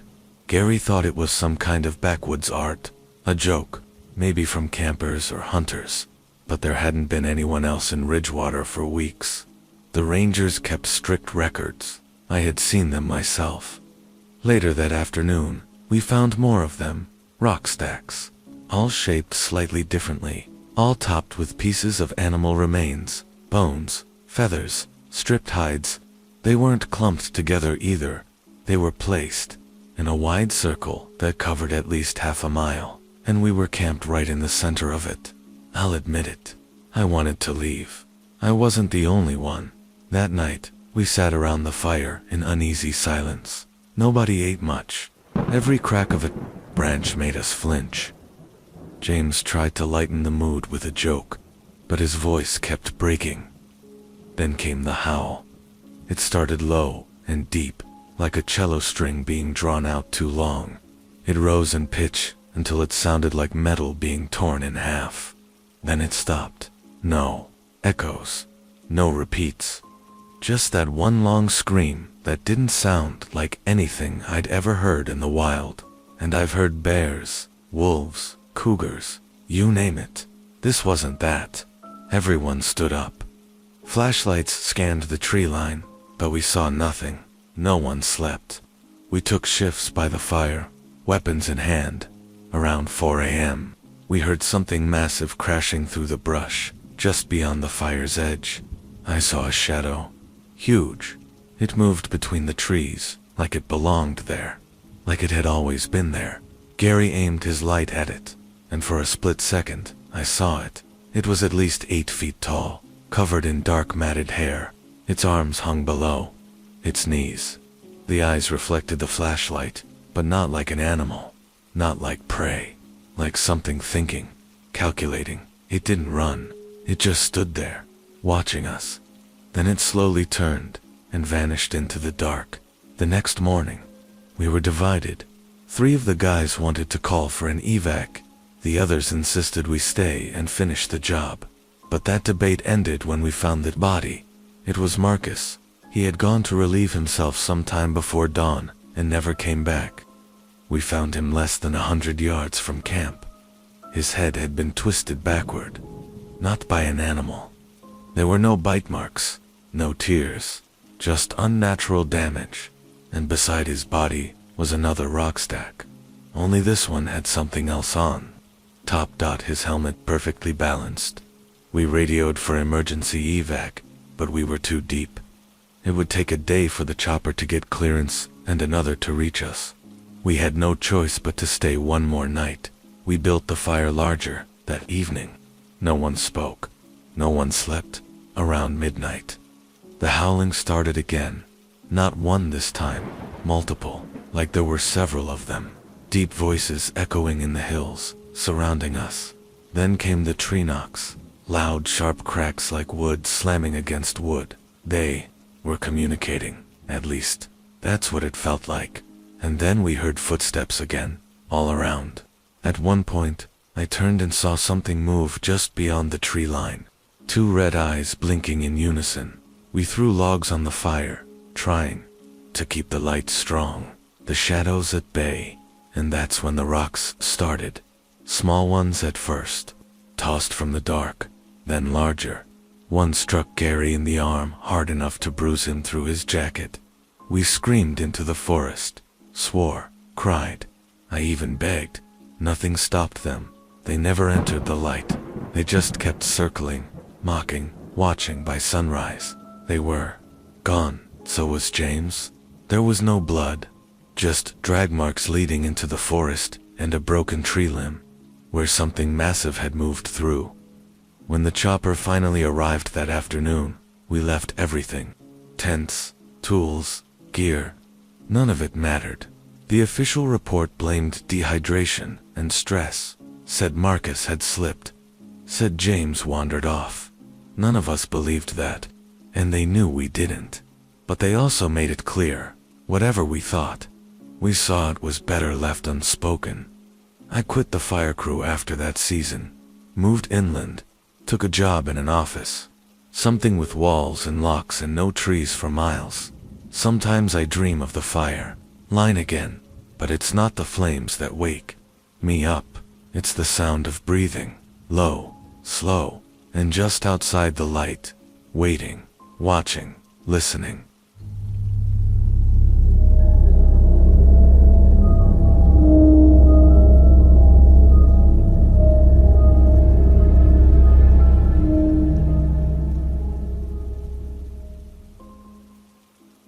My name is Lena Morrison, and I am not the kind of person who believes in cryptids. I have always been a rational thinker, a biology teacher, with a deep love for science and logic. My husband, Derek, used to joke that I could explain away a poltergeist with weather patterns and sleep paralysis. But there are some things I cannot explain, things that follow you in silence, things that watch and wait, not out of hunger, but out of something darker. Something primal. What happened to me beneath Deadwood Bridge is one of those things. It started when Derek and I decided to take a long weekend off grid. We had both been burned out. Me from teaching during the spring term, him from working endless overtime at the clinic. We needed space. No phones, no Wi-Fi, just us and the forest. Deadwood Bridge was an old, forgotten trail tucked inside the Bitterroot Mountains of Montana. It had once been part of a logging route in the early 1900s. Now, it was a ghost trail, unmarked, unmapped, and surrounded by dense pine forests and ravines. Derek found the spot through a backpacking forum. One guy mentioned the location in a vague comment, calling it quiet and untouched. That was enough to pique Derek's interest. We packed up our gear, loaded the truck, and headed out on a Thursday morning. It took us 7 hours to get there. The road turned from pavement to gravel, then gravel to dirt, and finally into two ruts barely wide enough for our tires. By late afternoon, we reached the clearing. There was a trailhead marker so old and faded, it was practically invisible. Just behind it was a footpath, nearly swallowed by undergrowth. The bridge itself lay 2 miles in, We hiked with our packs, passing through untouched forest. Not a single beer can, not a cigarette butt. It was beautiful, silent in the way wildland can be, but still. I did notice one thing though. There were no animals, no squirrels, no deer, not even birds. Just trees. Miles of trees, and the wind didn't even rustle them. When we reached the bridge, I stopped. It was a narrow wooden structure that spanned a deep, dry creek bed. The boards were sun-bleached, many cracked, but still walkable. Moss grew on the ropes that made up the handrails. Beneath it, the gully was a tangle of rock and earth, a perfect place for water to rush during the melt, but now bone dry. We set up camp a few 100 feet past the bridge, near a mossy flat patch where the tree canopy opened up just enough to let in some golden light. It was the most isolated place I'd ever been. Not even planes passed overhead. That first night was uneventful. We had a fire, ate freeze, dried pasta, and told stories. The usual. I went to bed early, while Derek stayed up watching the stars. At some point in the night, I woke up. The forest was quiet, too quiet. Even the wind had stopped. I sat up in my sleeping bag, listening. That's when I heard it. A low, heavy grunt. Somewhere out in the dark. It wasn't close, but it wasn't far either. Deep, resonant, like a chest exhaling after a long breath. I thought it might be a bear, so I nudged Derek awake. He grumbled, but sat up. I told him what I heard. He listened, another grunt, then something heavier, a thump, then another. It was walking, but not like a bear, not loping or four-footed. This was 2 steps. Pause, 2 steps, like a person. Derek unzipped the tent and peeked out. His body went rigid. I whispered, "What do you see?" He didn't answer. He just reached for his flashlight and clicked it. On nothing, just trees. The sound had stopped. We waited another 10 minutes before zipping the tent back up. Derek didn't fall back asleep. Neither did I. The next morning, we checked around camp. No footprints. No snapped branches. Everything looked normal, except for one odd thing. A piece of meat from our cooler was missing. Still sealed. No rips. No tear marks. Just gone. Derek thought we'd miscounted. I knew better. We tried to shrug it off and continued the day with a hike down the dry creek bed. It was beautiful, but barren. At one point, I noticed what looked like claw marks high up on a boulder. Too high for a bear. Maybe a cougar. But even that seemed a stretch as we came back to camp around sunset. Derek stopped walking. He pointed to the trail just before the bridge. There were footprints. Huge, barefoot, human-shaped prints in the dirt, at least 17 inches long, 5 toes. No claw marks. Just feet. They were headed toward our camp. We looked at each other, trying to rationalize. Prank.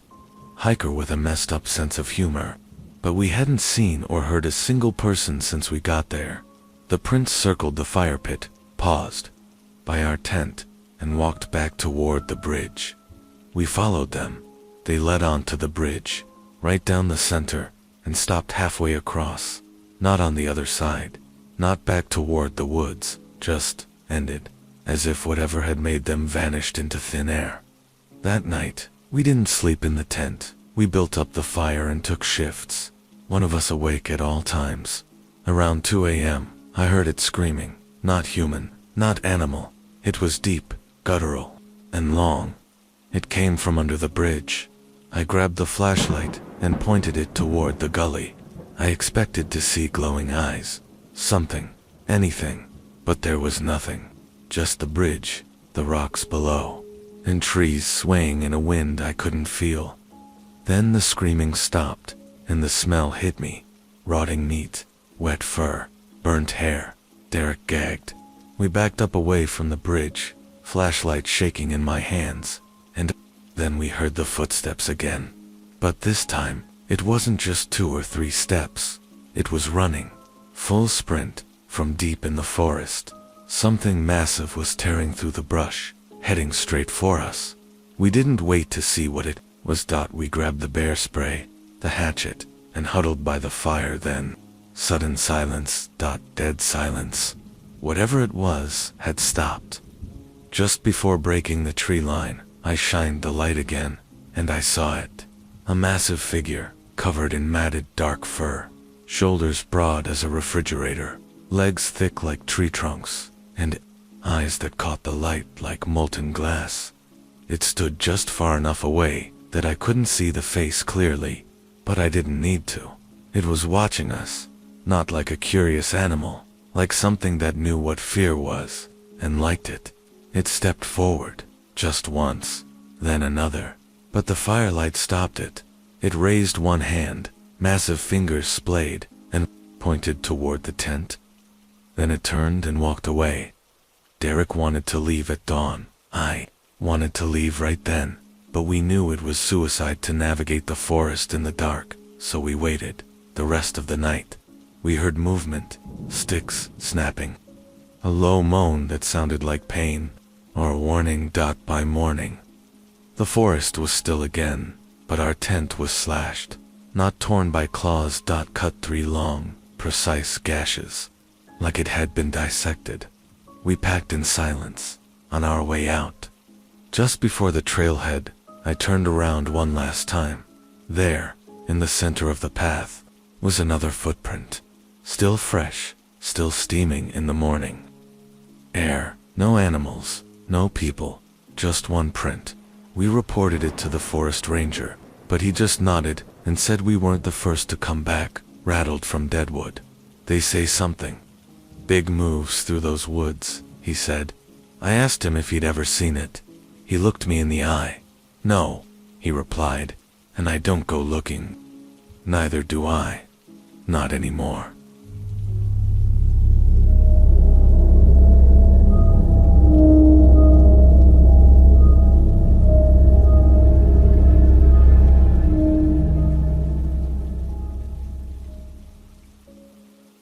My name is Jasper Dalton.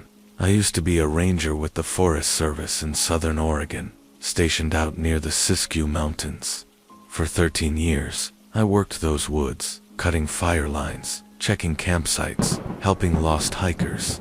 I knew every tree, every trail, every peak and valley, like the back of my hand.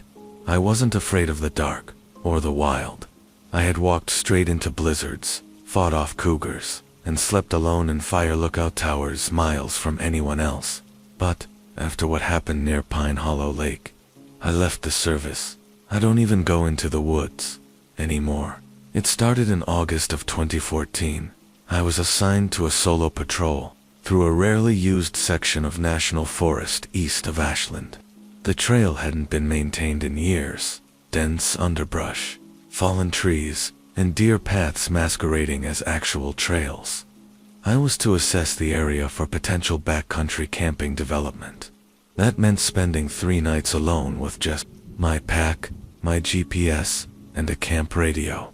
I was fine with that. I liked solitude on the first day. I hiked about 10 miles in before setting up camp near an old dried-up creek bed. I built a small fire, cooked some beans, and watched the sun drop behind the trees. Around 10 p.m., I crawled into my bivy sack, zipped up, and listened to the usual sounds of the forest: owls, crickets, the soft rustle of the breeze through branches.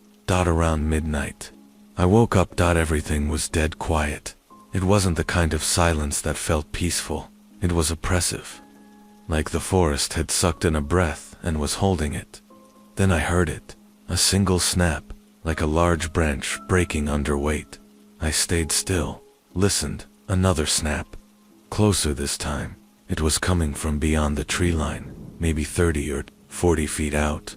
I turned slowly and unzipped the bivy enough to grab my flashlight from my boots. I flicked it on and pointed it toward the sound. Nothing but trunks and shadow. I figured it might be a bear or an elk. I yelled out, made some noise, banged my water bottle against a rock. The sound stopped. I didn't sleep much that night. The Next morning, I searched the perimeter. That's when I saw the tracks. Big, barefoot, easily 16 inches long. They weren't scattered like an animal's.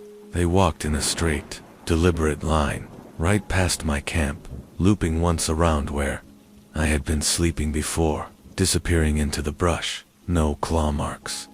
Just deep impressions in the soil. That should have been the moment I radioed in, called for an early evac. But I didn't. I convinced myself it was a prank. Maybe some guy out there barefoot for God knows what reason. I continued the patrol. By the second night, I had hiked up near a rocky ridge. There was an overlook that gave me a full view of Pine Hollow Lake down below. It was beautiful, serene, untouched. I set up camp again, made a small fire, and watched the stars come out. Then, I saw movement in the tree line below. At first, I thought it was a person, tall, upright, walking slowly between the trunks. But there was something off. It was too tall. The arms swung low, past the knees. Its gait was strange, not robotic, but heavy, like it was putting effort into each step. I raised my binoculars, but by the time I focused, it was gone. I told myself it was a trick of the light, my mind filling in gaps. That night, I heard it breathing. I swear to God, it was just beyond the camp. Standing behind a pine tree, I didn't see it, but I felt it. I heard it. A long, slow inhale, then a pause, then a deeper exhale, like wind through a cave. I grabbed my knife, my flashlight, sat up in the bivy, and then I smelled it. Rotten meat, damp moss, something old and wild. I shouted, loud. I've never yelled like that before, not even during search and rescue missions. Whatever it was, it didn't run, it walked. Away, slow and deliberate. Heavy footsteps crunching pine needles. The next day, I found broken branches in a straight path leading away from camp. Something big had moved through. I also found a pile of stacked stones near my bivvy, perfectly balanced. 6 of them, not natural, and my GPS, dead, batteries drained. It had been at full the day before. I decided to hike back early. I left before dawn, heading west toward the old fire road. I didn't get far. Less than a mile from camp, I came across a fresh kill, a deer, gutted, but not by a predator. Its rib cage had been pulled open like a book, heart missing, no bite marks, no signs of feeding, just torn open and left. Flies were just beginning to settle. I was being followed. I stopped making noise, stopped calling out. I kept my eyes on the trees, every sense on high alert. For hours, I hiked in near silence. Then I saw it behind the ridge. Between 2 trees, it stood there, not hiding, watching, at least 8 feet tall, broad shoulders, covered in dark brown hair, long arms that hung unnaturally low. I couldn't make out the face, just the shape, the presence. We locked eyes, and then it did something I still see in my nightmares. It smiled, its lips parted, slow and wide, not in a snarl, in amusement. That was when I ran. No training, no instinct, just pure terror. I don't remember how I made it back to the fire road. I don't remember half the hike. Just fragments, twigs snapping behind me. That same rotten smell growing stronger. The sound of something large matching my pace. Just out of sight. I radioed in from the fire tower and demanded evac. They sent a chopper. I left everything behind, took only what was on me. When I got back to the ranger station, I didn't file a full report. Just said, I encountered an aggressive animal. Left it vague. A week later, I quit. I've tried to rationalize it. Call it a bear with mange, a hallucination, a stress-induced episode. But I know what I saw. I know how it made me feel. Small, hunted some nights, when the wind is just right. I swear I can still hear that slow, deep breathing, coming from just behind the tree line. Hey,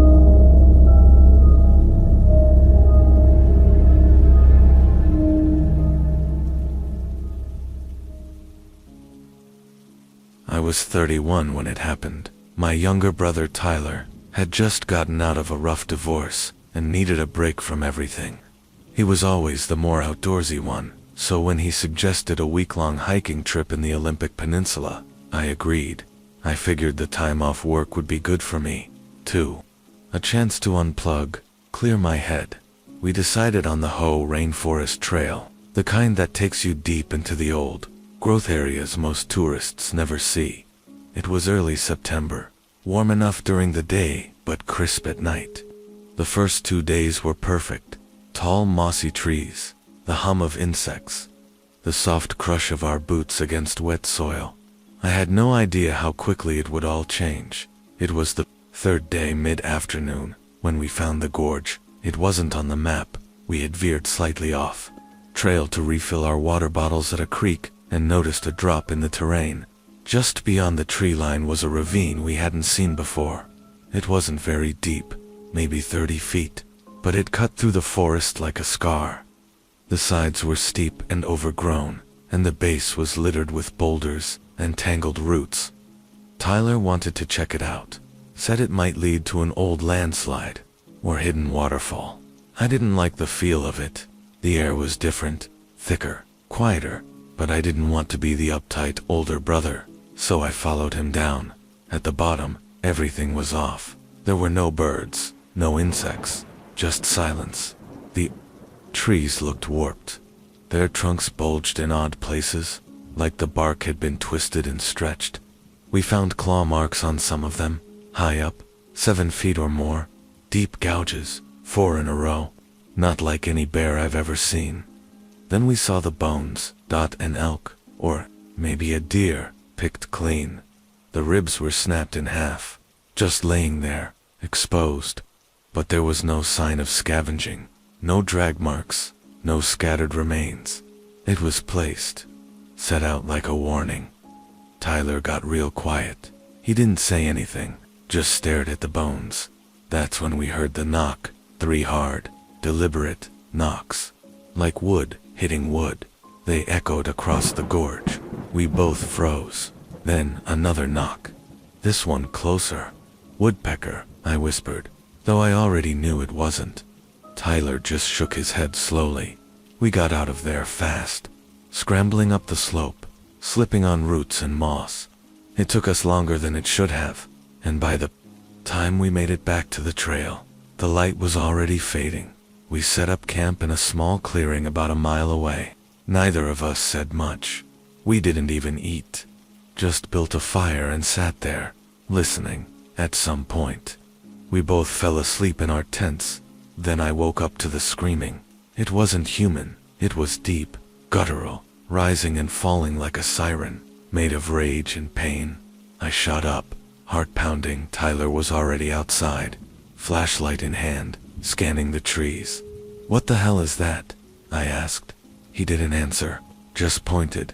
There, at the edge of the clearing, were eyes, 2 dull, amber eyes reflecting back in the light. They were too high off the ground, easily 9 feet up. The shape behind them was massive, blending into the trees like it belonged there, and it wasn't moving. It just stared.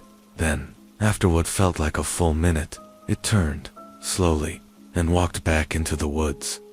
Not ran, walked. We didn't sleep again that night, at first light.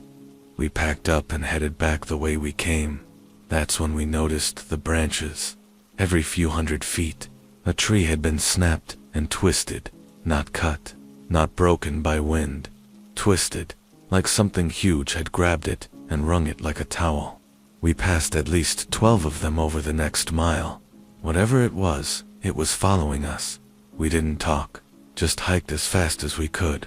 By midday we reached the place where we had first gone off trail. I could almost breathe again, but just before we rejoined the main trail, Tyler stopped. His face went pale. I looked where he was staring, our boot prints coming in, and another set, much larger, barefoot. They had followed us all the way back. We moved faster after that, only stopping once we were well out of the forest and near the visitor center. I tried to report it to one of the rangers, but they just nodded politely and said it was probably a bear. A misidentified one. Tyler never went back into the woods. Neither did I. We don't talk about what happened. Not really. But sometimes, late at night, I'll hear that scream again. And in my dreams, I'm standing at the edge of that gorge, looking down, and something is looking back.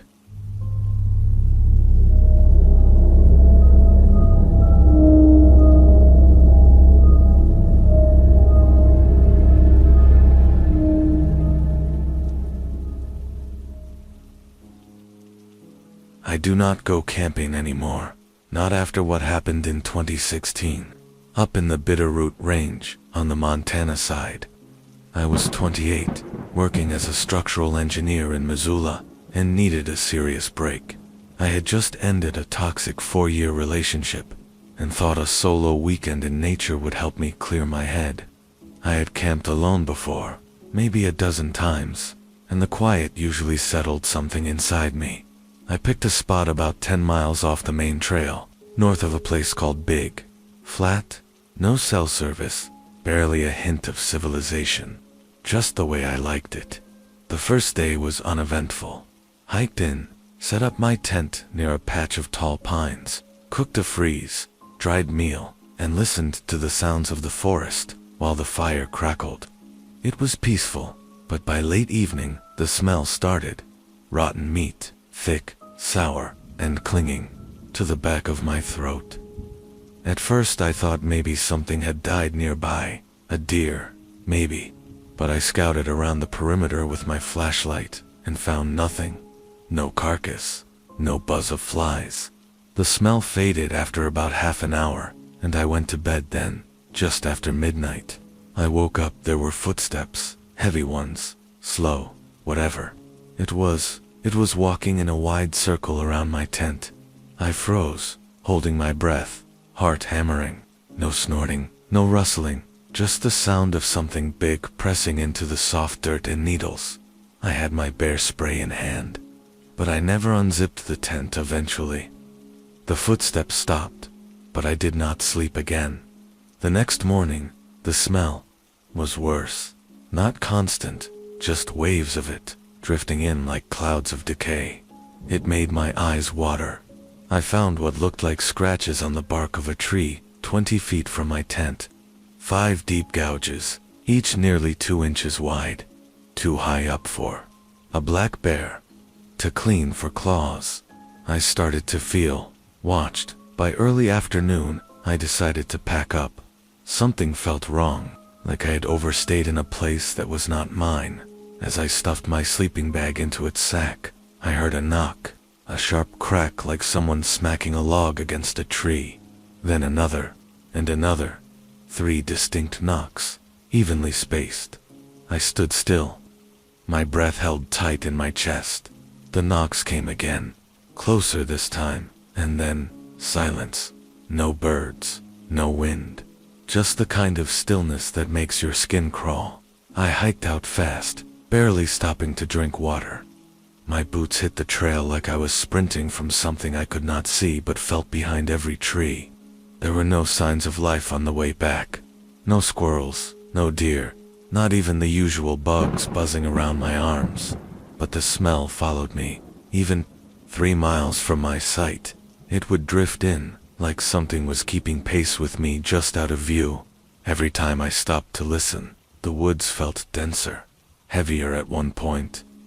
I turned a corner in the trail and saw something move just ahead, maybe 40 yards out. It stepped back into the trees too quickly for me to get a good look, but it was tall enough that it had to duck beneath a branch easily 10 feet high. I never stopped moving after that. I made it to my car by sundown. My hands were shaking so badly, I almost dropped my keys. The forest behind me felt like it was watching.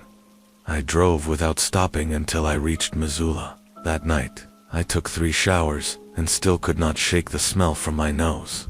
I burned the clothes I had worn on the hike. Every time I closed my eyes, I saw those trees and the dark space between them. I did not tell anyone about it for months. Not because I was scared they would not believe me, but because I was scared I would not believe myself. Eventually, I found some local Reddit threads about strange encounters in the bitter roots. Most of them talked about the same thing. An awful smell, tree knocks, heavy footsteps at night. Some said it was Bigfoot, others said it was something older. I don't know what it was. All I know is, it did not want me there. And now, every time I smell rotting meat, even for a moment, at the dump, near a dead raccoon, anything, I freeze. I am right back there, in that pine clearing, heart racing, waiting for something to knock again.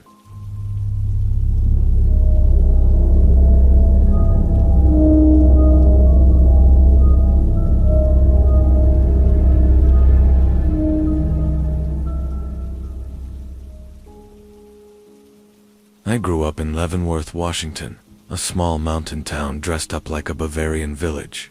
It's mostly known for tourists, ski cabins, and its beer gardens, but I always loved it for the quiet winters, deep snow, thick trees, and a calm that felt ancient.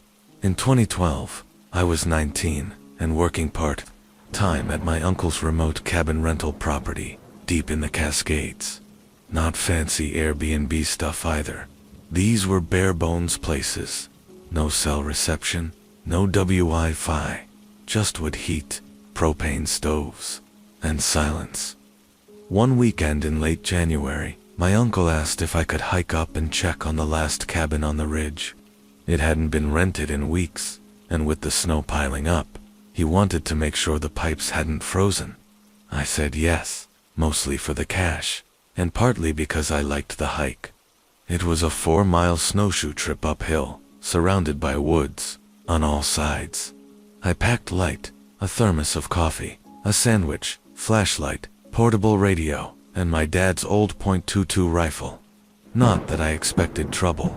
There were no mountain lions in the area, and I had only seen one bear in all my years ago. The .22 was more for peace of mind than anything else. The trip started off fine. The trail was unbroken, so I had to press my way through fresh powder, thigh deep in places.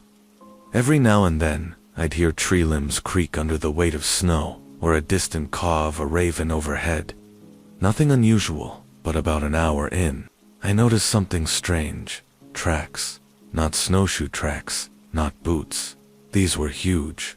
Each print looked like a bare foot, 5 toes, wide heel, deep in the snow. At first I thought it might be someone trying to be funny, walking barefoot for a short stretch to freak out whoever came up behind them. But they went on for miles, no breaks, no shoes, REAPPEARING.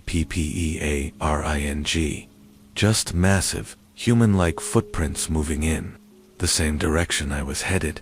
I paused, scanned the trees, and suddenly felt very alone. Still, I pushed forward. I told myself it was probably some guy from town pulling a prank. And besides, daylight was burning. I wanted to check the cabin and be back before sundown.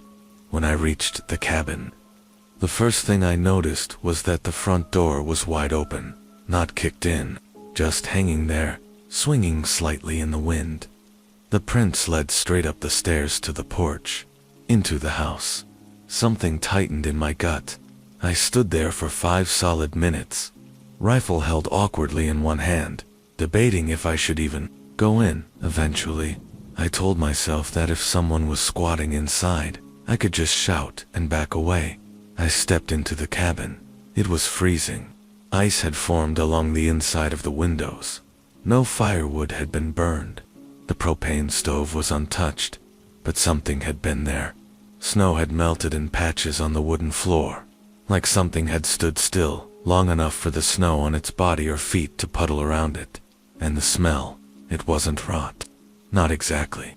More like damp fur, earth, and musk. Strong. Almost a nimulous tea. I backed out without checking the back rooms. I didn't care about frozen pipes anymore. I didn't care about the money. Something had walked into that cabin barefoot, left puddles, and disappeared. I closed the door as best I could, though the latch was busted, and started heading back. That's when I saw it, standing on a hill about 50 yards away, half hidden by trees. A massive, dark shape, tall, broad, still as stone. I froze, hoping it hadn't seen me, but it had. It turned its head, just slightly. I could not make out the face, only the outline of its shoulders, and the faint glint of sunlight catching what looked like thick, matted hair. Then it stepped back into the trees and was gone. I don't remember how I got back down the trail. I just remember my lungs burning, snow flying, and a scream trapped somewhere in my throat that never made it out. When I told my uncle what happened, he didn't laugh. He didn't say it was a prank. He just looked at me, dead serious, and said, "You saw it, didn't you?" He had lived in those woods his whole life. He had never seen it himself, but he had heard the stories. Always in winter, always alone hikers, always barefoot tracks that made no sense. We never went back to that cabin. It still sits up there, last I heard. People say Bigfoot is a myth, a joke. I used to think so too. But I followed those tracks. I stepped into that cabin, and something stepped back.